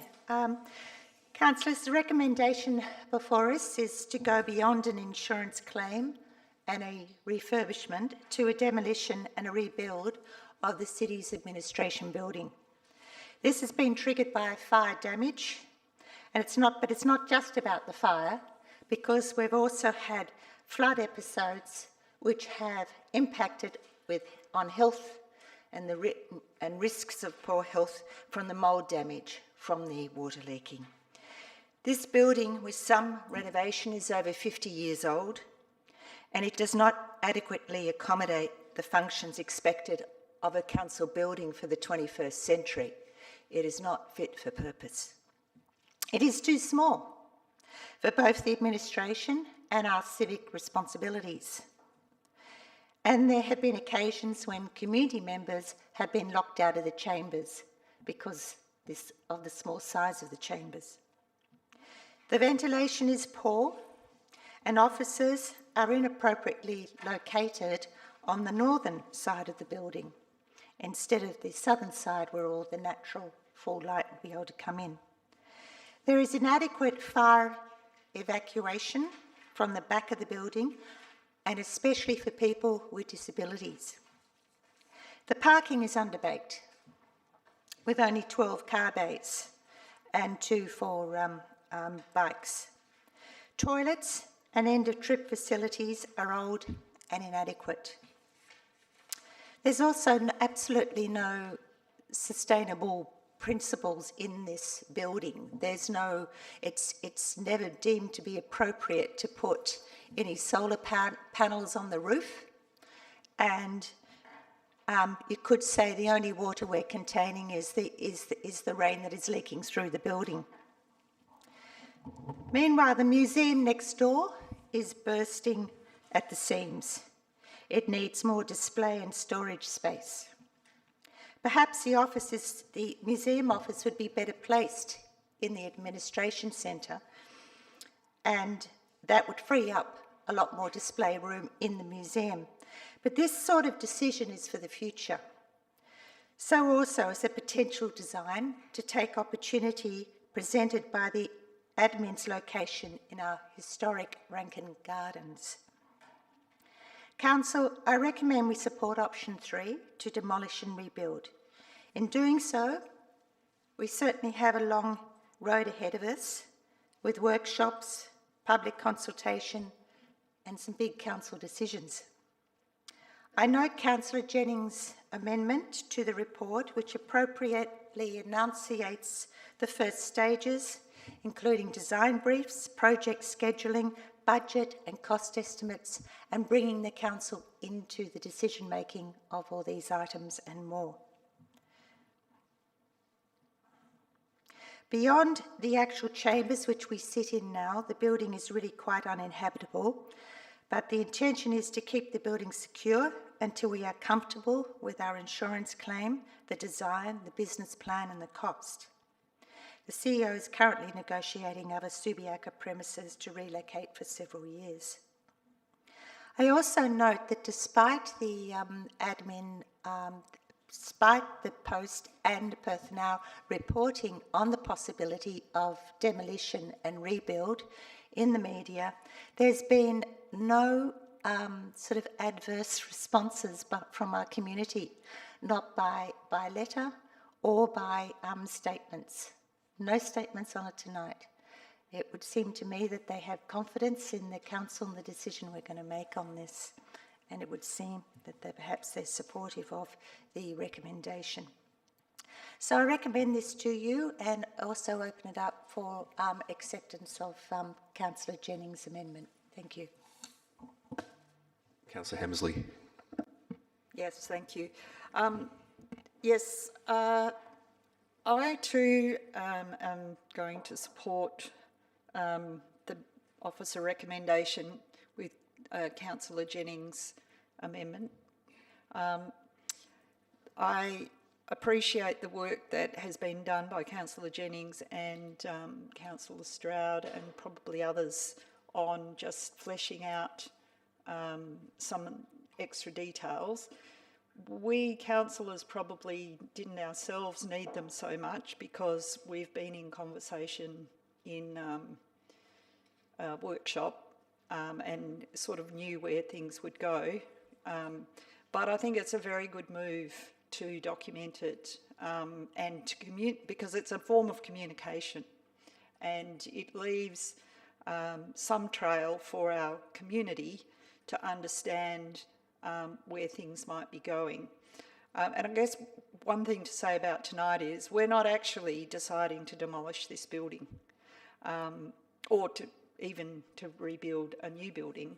What we would be deciding to do is start down a path where were all planets to line up and were the dollars to be available, that's what we would be working towards.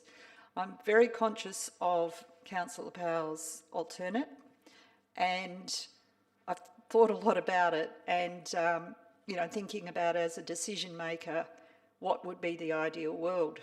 The ideal world would be to, in fact, start down both paths and do them and be unconstrained by cost considerations such that you could just say, well, we'll spend the money doing both exercises and we'll decide between the two, because really doing one and not having the other puts you in a poor position as a decision maker, because you're really imagining one scenario and having detail on the other. So we've got sort of three choices. We do Councillor Powell's, which is to go down the refurbishment and either rule it in or rule it out, but we would be ruling it in and ruling it out without the benefit of option 3, which is the demolish and rebuild. Or we could do what has been proposed by the staff, which is to grasp the nettle and face the fact that that is probably where we would end up, because we have had some advice which suggests that it would be very difficult to turn this into a really current, contemporary, accessible building. So, I've grappled with that. And then I thought, well, maybe we should do both. And I even thought about putting in an amendment just to have that debate. But I decided not to, because I think we have been given a little bit of push on this. We were actually on this path anyway. And in fact, previous councils had started the process of this, and it's been in the financial plans, certainly since I've been elected, and I think it was there, I don't know whether it was well before, but certainly before. So it's not a new thing, but we now have been given a bit of a time imperative, and that is because we will have to take up alternate accommodation, no matter which of these we did. Once you rule out just fixing up the burnt bit, a refurbishment of this would be a major thing. So in either event, major refurbishment or rebuild, they're going to take time, and we're going to have to make sure the administration is effectively delivering other important work, including our digital transformation, which is so important to the future of Subiaco, I believe. So, yes, after a lot of thinking, I have decided I think I will be supporting starting this process. Yeah, that's it. Speakers against? Councillor Powell. Yes, thank you, Mayor. Look, I don't know that I'm exactly speaking against. It's just that I don't feel I can support option 3 until I think that there's been a thorough investigation of all our options. So I'm not opposed to a new building. I just want us to ventilate what are our options. Because, look, earlier this year we were given, elected members were given a tour of the administration area, you know, where the staff do their work. And speaking for myself, I thought conditions were pretty poor. There were water stains from rain coming in, a roof that's been leaking for years, there are dark areas of mould and that unpleasant mouldy scent, cramped workspaces, narrow passageways between banks of workstations. So I can certainly understand the press for new premises. And that has been given some added urgency by the electrical fire that closed the council premises. Sorry. But during the tour, I noticed that almost all the damage was coming from that leaky roof that we've got, and poor seals around the windows. There didn't seem to be much sign of rising damp on the brickwork. The metal beams seemed to be okay. I couldn't tell about the concrete slabs on which the building sits, or indeed I believe there are 3 slabs because of different developments of the building over the years, but I couldn't see that because of the carpet. Look, but while the water damage has certainly ravaged the internals, the basic structure, to me, seems sound. But I don't know that for sure. That's why in workshops I pressed for option 2B to be canvassed in the report before council. And look, as I foreshadowed my alternative, I wanted a structural engineer's report. Look, that would not be a terribly expensive thing to undertake, nor would it take up a lot of time, but it simply hasn't been done. And I think that's where the report falls down. It's missing an essential step. It's whether the current structure is an option. And look, if the engineer's report says that after 50 years the current structure is not viable, that there's water under the slabs, or that the metal structure's unsound because bolts have rusted, or the welding's, you know, not up to scratch. Look, there's any number of things that would make it unviable. But that's, I think, the starting block. That's what we need to know, whether it is an option. If it's not, then I think we're automatically moving on to option 3. But that should be the progress. That should be the process that we stop. Now, if the engineer's report did find it structurally sound, then we may have an option that, you know, we should really be exploring. And by that, I mean not just bringing this building up to Australian standards, you know, as been suggested in the report, because that won't address all the inherent problems. It would mean complete gutting of the building and just keeping a structural skeleton. The slabs, the walls, the beams, whatever else, you know, sort of we could reuse or readapt. Redesigning a functioning, well thought out building in this space. Not what you see now, but what you can create with your imagination, and what a good plan could actually bring for you. It might even be possible to extend the footprint of this building. It might even be possible to go up, but that's what we don't know. You know, we could create more space, possibly with this same structure, and that we could do it with design excellence, you know, but we'll only know if we diligently explore it. And we're talking about a lot of money. We're talking about $20 million for a new building. So, you know, I think we've got to really be certain about our options. And look, on that, adapting the world's best practice for adaptive reuse of buildings could also be quite a bit cheaper. It's better for the environment, and we pride ourselves on being a carbon neutral city. Well, a new build with concrete slabs, bricks and steel is likely to be a lot less carbon emissions friendly than reusing what we have. And with the added benefit, it might be better for the city's finances. Look, I understand the desire for a new building. For me, it's almost a bit like that, you know, buying a new car. And this is the argument, you know, that staff are essentially using. It's almost, you know, a new building. You will have better functionality. You'll have a longer life. You'll have all these other benefits. And in regards to reliability, you know, in the old language, I think, you know, they're using the Rolls-Royce model. That's. But personally, if I was buying a new car for myself, I'd, in my family home, I'd probably look around the home and also go, oh, but the kitchen needs a bit of upgrade, or the bathroom needs a bit of work. You know, maybe I'll go for a hybrid and put some money into those as well. So it's really about, you know, that sort of value for money. Look, and a final point, with big projects like this, either 2B or 3C, they're still big. And it won't be unusual for something to go amiss. So,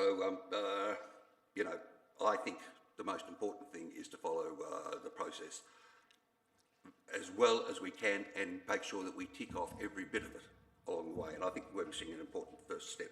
I do believe Councillor Jennings' amendment is a very good one because it is putting in place a rigorous process that if we go with that version, then that's what we will follow.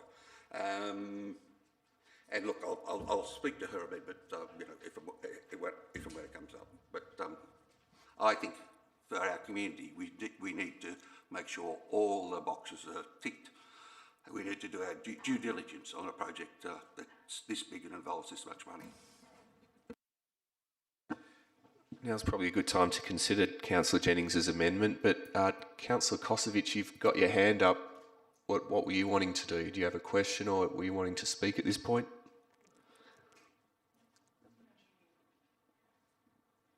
You're on mute, Gary.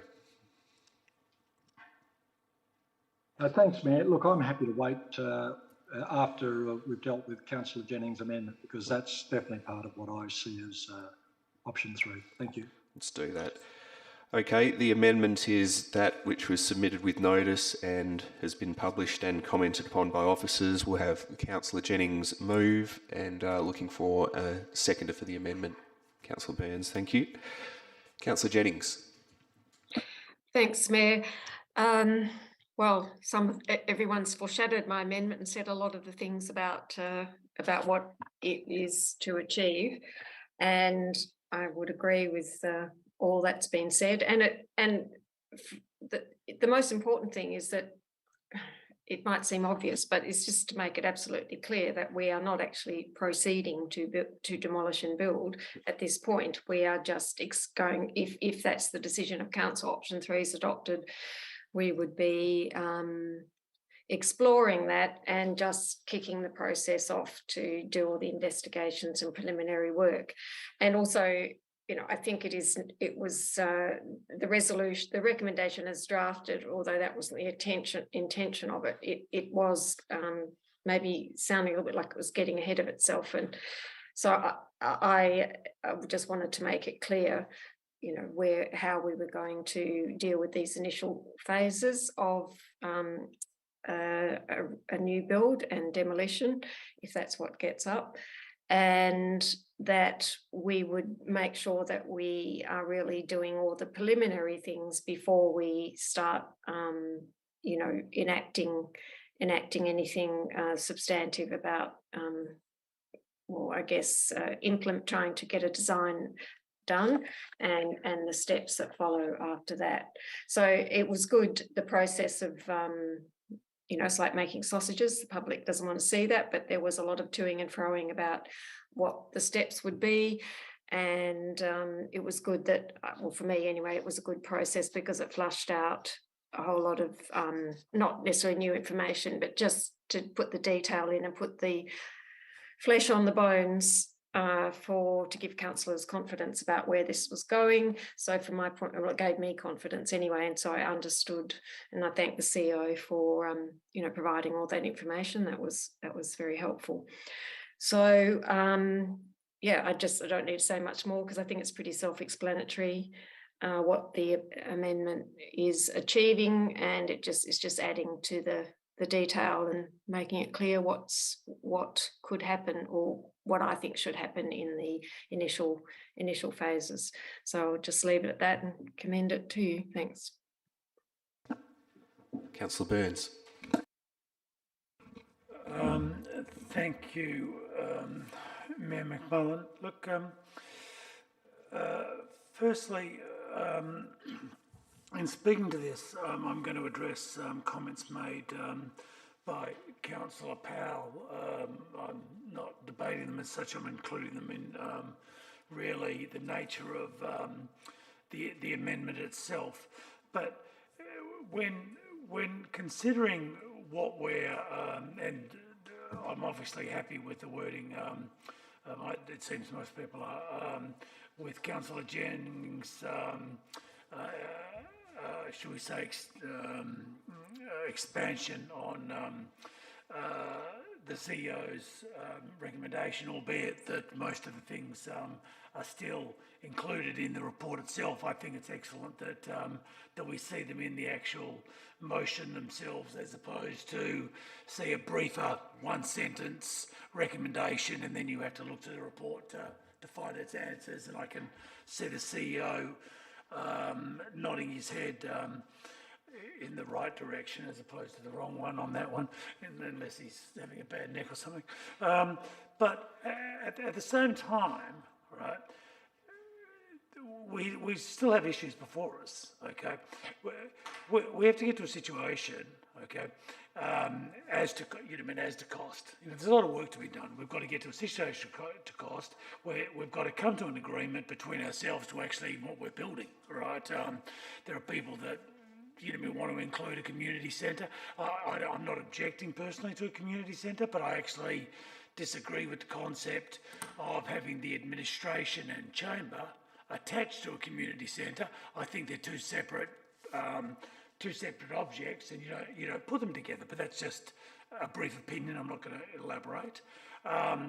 We also have issues with regards to even being able to find a development of this type would be a tier 2 builder.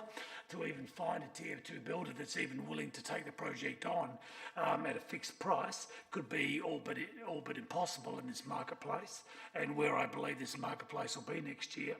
And then finally, the total cost itself. So it's. I'll put it to be as casual as I can. The far aside, we've been talking about this building for as long as I can remember. Arguably not back in the 80s, because we only just built it. So, sorry. Pardon? Sure. Yeah, what's the point of order?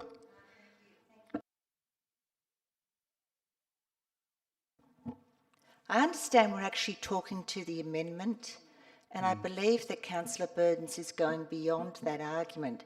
Now, I just want to be clear that when we, because we usually can only speak once, when we go to the substantive motion, will he get a chance to speak all over again, or are you going to allow him to now speak to both? Or are you going to perhaps bring Councillor Burns in and remind him that at this stage we're talking to the amendment? Well, I hadn't observed anything that required him to be reined in, but I'm happy to remind Councillor Burns that you're debating to the amendment, and I think you prefaced your comments with that fact, but if you could just keep your comments to the amendment. And you're probably nearing the end of your time anyway, but I think you'll be preaching to the converted. I'll sum it up. Thank you, and thank you for drawing that to my attention, Deputy Mayor. So I only said that, right, and I support it, but I said, so why I mentioned the previous speaker's comments with regards to looking at the building as it stands, right, I think there is a part of it that, look, I don't think it would end up getting us anywhere, okay, arguably, mathematically, okay? And I don't know that the Speaker actually would disagree with me. But that doesn't mean we're not obliged to look at it, okay? As I said, it's like we have a mindset that the building's for years, that it's met its the end of its life, we've got to do something, then the fire's just generated us into this situation, right? If that hadn't have taken place, we would have had a good look at the building to yay or nay it and then move on. So the previous speaker's point I accept, in that I don't know that we have time to do it. I don't know that we're going to, that anybody will accept that. But I would put it to you that in normal circumstances, there'd be an obligation to say, before we knock it down, exactly what are we knocking down, and should we? Okay, so that's how I draw it in. But other than that, I'm speaking in support. I second the motion. I speak in support of it. I think the wording's excellent. I think it gets everybody where they want to go. But I wouldn't discount the previous speaker's points as to what we're currently still sitting in, even though I don't know what's on the other side of the fence. That'll do it for me. Thank you, Mayor. Any speakers against the amendment? Any other speakers for the amendment? Okay, we'll call the vote on the amendment. All those in favour? Good, that's carried unanimously. So we've now got the officer recommendation as amended.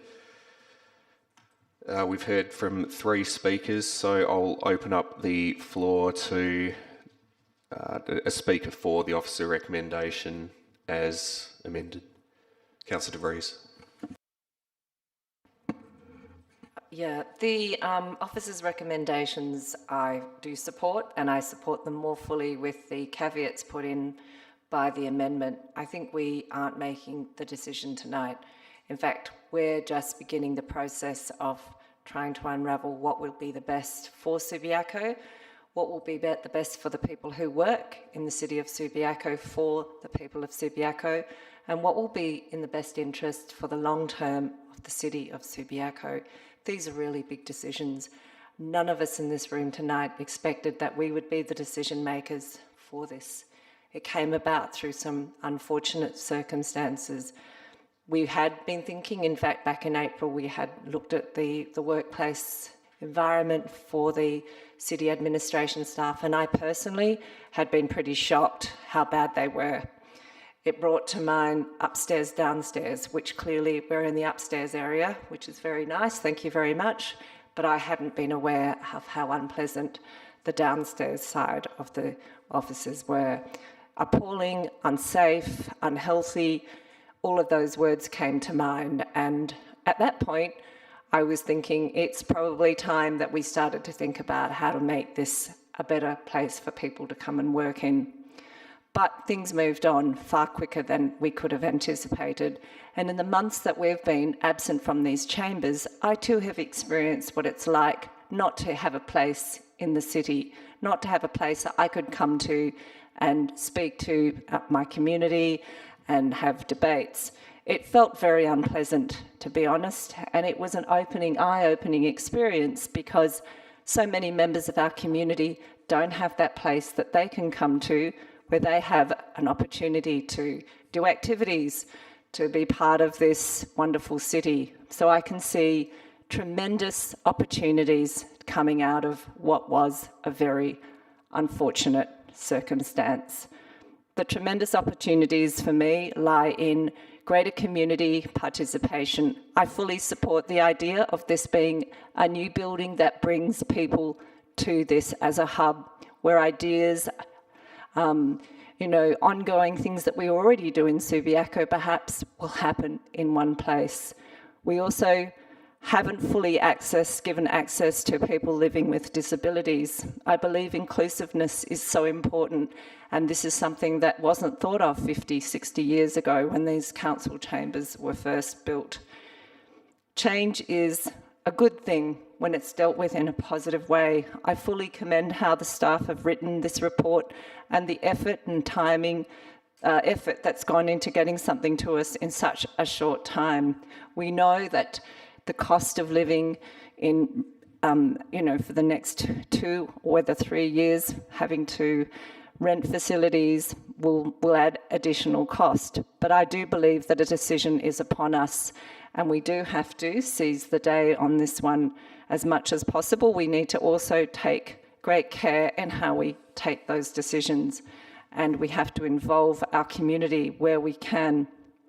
So this will be an opportunity for community consultation, for care to be taken in thinking about our future vision of what our community should look like. And hopefully it's one that's fairer, more inclusive, kinder to our staff. So not only do we get to enjoy having a great space where we can talk, share ideas, debate, and hopefully bring about change, but also where we can provide facilities that are state of the art for our community. They deserve it, and I hope that this unfortunate circumstance that's brought about us needing to make a big decision will be a positive one. But on another note, I'd also like to commend Councillor Powell for bringing up some important issues about the importance of recycling and maintaining that as one of our visions for the future. Where possible, if this chamber is demolished at some point, I hope so many of the facilities do not just get thrown away, that we can find ways to recycle, and that would be brought into a plan that reuse, recycle will be part of the demolition plan. So I would hope that that would be something we'd continue to have a conversation about. So I do commend this with the amendment to you all. Thank you. Any other speakers? Councillor Jennings. Thank you, Mayor. I'm a little bit conflicted about having proposed the amendment to option 3 to try and make sure that it was as clear as it can be. And that may have indicated I'm totally supportive of the option, and I'm not against rebuilding or going for a new build, but I do see Councillor Powell's points, and but I also think it's a good point that Councillor Hammersley made, that it's difficult if we do this sequentially, which is if we did do something like what is the cost, and is it feasible to refurbish and improve and perhaps add to the existing building, without also then at that point, after you've done that exercise, and particularly if, say, the cost came in for that and it was sort of, I don't know what the cost would be. Say it was 20 million and then we haven't got a cost for, then we still have to go through the exercise anyway of saying, well, what would a new build be?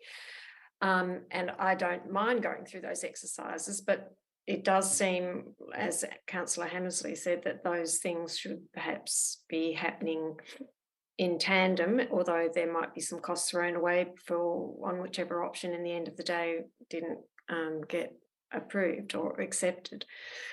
So anyway, I think where I'm coming down at this point is probably going to, let's say, hear different arguments or more persuasive debate to support the recommendation, but also to suggest that, I mean, supporting this option does not actually ultimately preclude some more investigation about the prospects of reusing the existing building and improving and adding to it as necessary. So I think I can be comfortable with voting for this option, and then, I mean, if council ponder that after, depending on what the decision is tonight, perhaps we could still do that, even if, yes, the alternative doesn't get an airing because this current recommendation gets up. So I would be doubtful. I think I'm a little bit doubtful that the refurbishment and improvement and addition option of the existing building would actually in the end be any cheaper than a new build. Perhaps it might be. There will be some elements that could possibly be reused, some structural elements, and that might save some money. But anyway, that's for another day. So I think at this point I had been pondering if we got to the alternative, or, you know, supporting that and perhaps not going with this option at present, but I think maybe I'm coming down with supporting the recommendation, subject to other debate, and perhaps leaving the door open to explore this potential for the building to be reused, refurbished, and added to as council sees fit. So I'll just leave it at that. Thanks. Any other speakers? I'll enter the debate and speak for the officer recommendation as amended. Really just to clarify a couple of points. firstly, we're not undertaking this exercise because there was a fire. You'd all recall that as a council we discussed some preliminary design work. I think it was earlier this year, perhaps late last year. Yeah, we walked around the Rankin Gardens, as you know. Other councillors have already spoken about what we learnt when we looked behind the doors to the admin building. So this has been a long time coming. Nothing has happened to force our hand. We're simply making a decision that we started to make prior to the fire. Now, the second thing I wanted to speak to was this idea that that we somehow should keep the door open on the possibility of a refurbishment of this building. As I understand all the staff advice to date and the external advice we've received as well, it's been quite clear that refurbishing a building of this age and of this quality or lack thereof is simply not an exercise that you would do if you wanted the result to be a contemporary, sustainable building that that services our community's needs and those of our staff. From my point of view, I know enough to make the decision tonight that I don't want to be asking staff to spend any more time or resources investigating those types of options or ruling them out.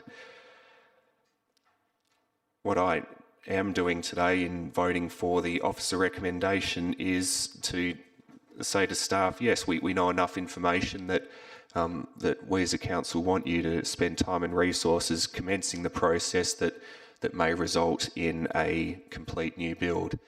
It's as simple as that. I hope we won't go backwards after we make this decision, but I suppose the option's always there and until the wrecking balls come swinging on this place. But I think we've all seen enough of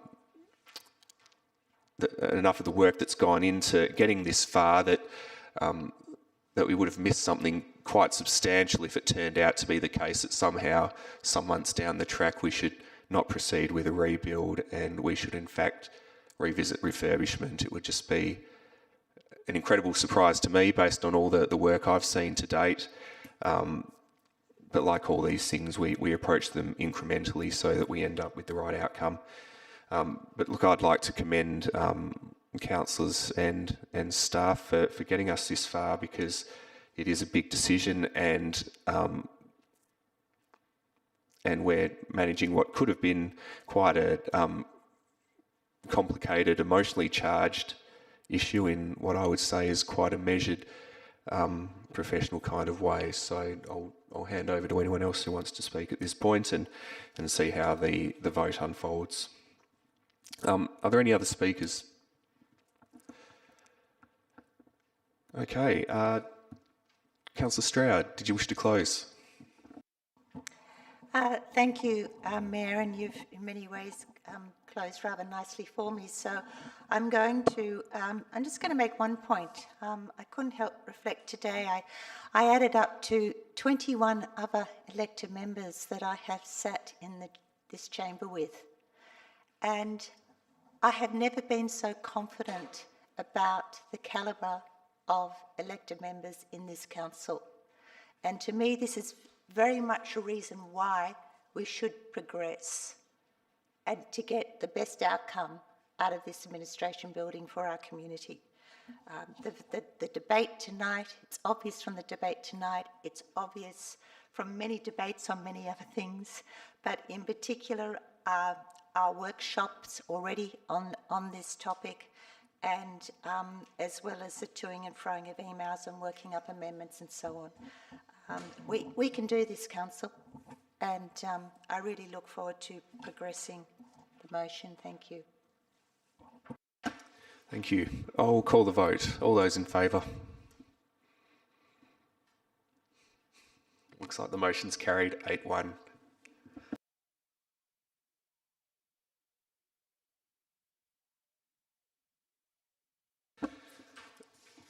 Okay, councillors, there's one more item to discuss before we go behind closed doors, and it's C9, the Responsible Authority report for 263 to 277 Hayes Street and 17 to 19 Olive Street. There weren't any alternatives submitted, but this was pulled from the en bloc nonetheless. So I'll be looking for a mover and a seconder for the officer recommendation, please. Councillor Hammersley moving, Councillor De Vries seconding. Councillor Hammersley. Yeah, I won't speak for long. I would have been happy for this to go through en bloc. This matter has a very long history, which we've been involved in on a few occasions in the current council. So, you know, having read the report and understanding the reasoning, I'm quite content for this to be the RAR to be delivered to the DAP and leave it to the staff to see what they can do to achieve a final resolution of this very delayed, out-of-date application. Thank you. Councillor De Vries. Councillor Burns. Just a question at this stage, at least, and perhaps that's all it is. Through you or to you, Mayor McMullen, I'm just trying to look, and I do apologise, I am on a leave of absence and a medical one, and hasn't seemed to work out quite the way I thought it would. But that aside, I noticed, I didn't see this before until tonight, considering what I just said, and it lists as updated new report.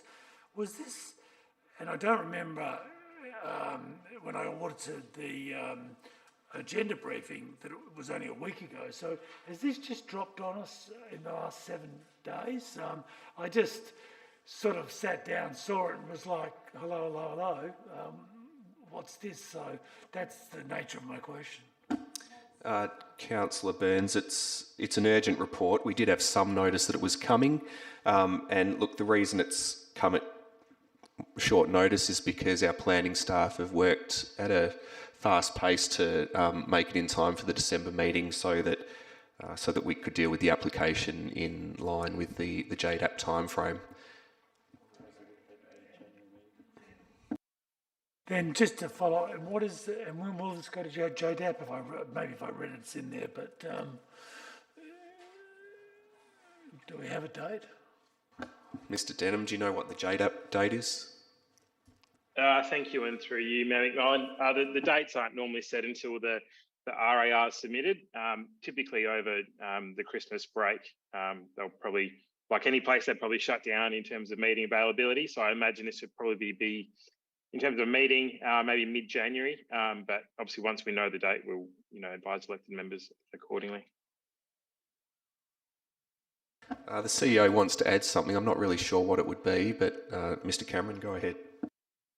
Yeah, just we did provide advice that this was coming, and I put a bit of pressure on our planning staff to get this to this meeting, because otherwise we would have had to call a meeting in January. So they did burn the midnight oil to get this to us, I suppose.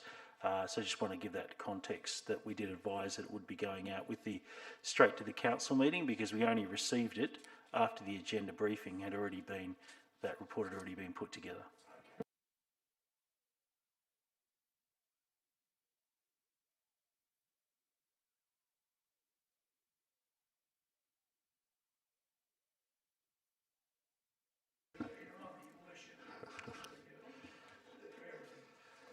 Thank you, Councillor.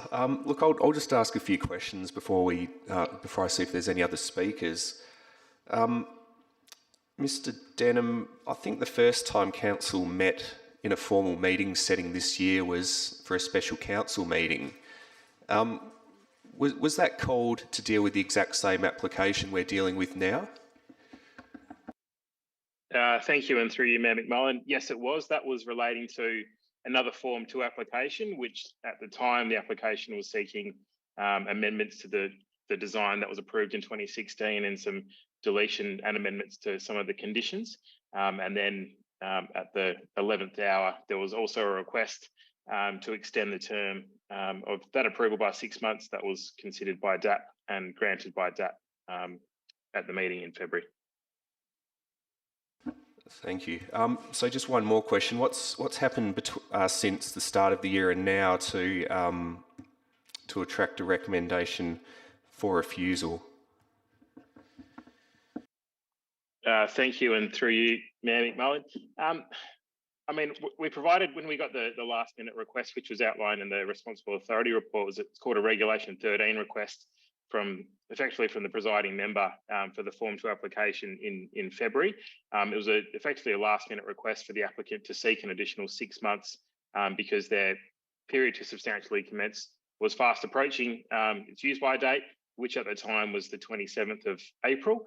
JDAP ultimately granted a 6-month extension despite the city officers providing a response to the JDAP saying it shouldn't happen because there's planning reasons why that shouldn't happen, and that's articulated also in this RAR.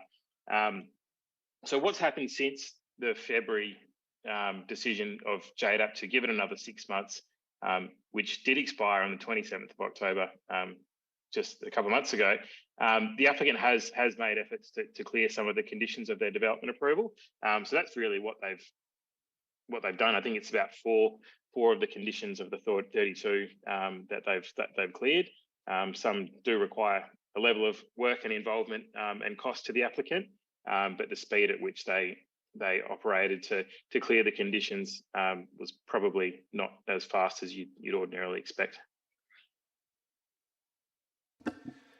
Thank you. Any other speakers? Councillor Stroud. Thank you, Mayor.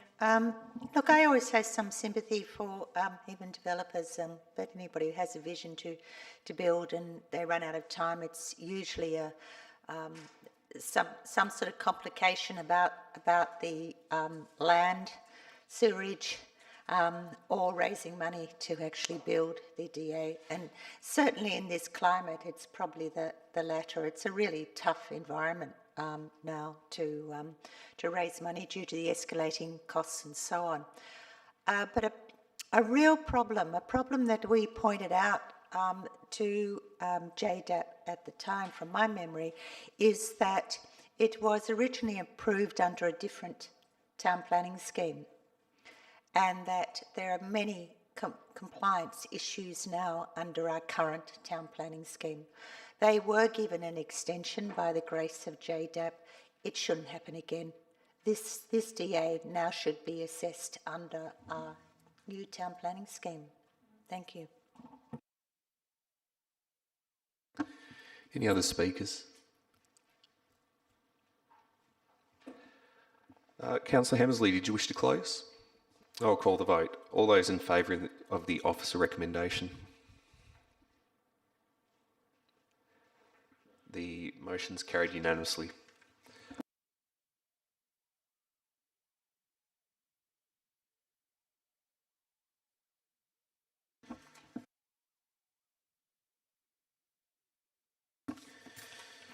Councillors, that brings us to the confidential part of the meeting.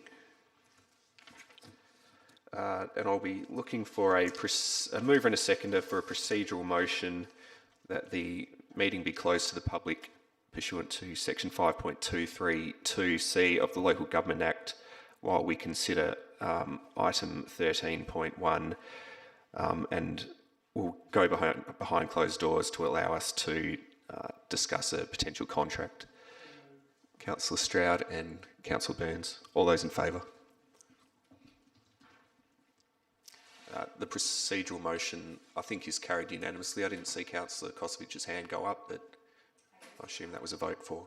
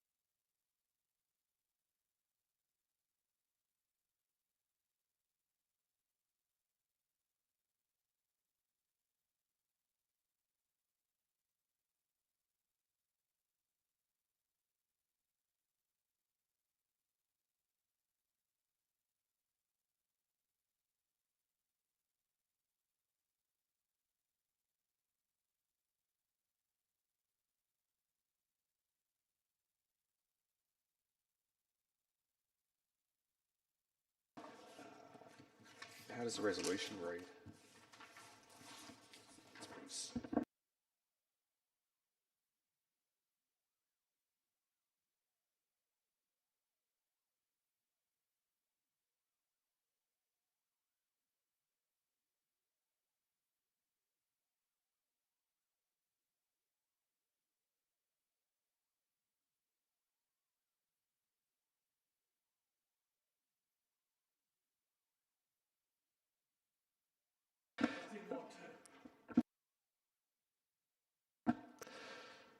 Okay, behind closed doors, Council has resolved as follows.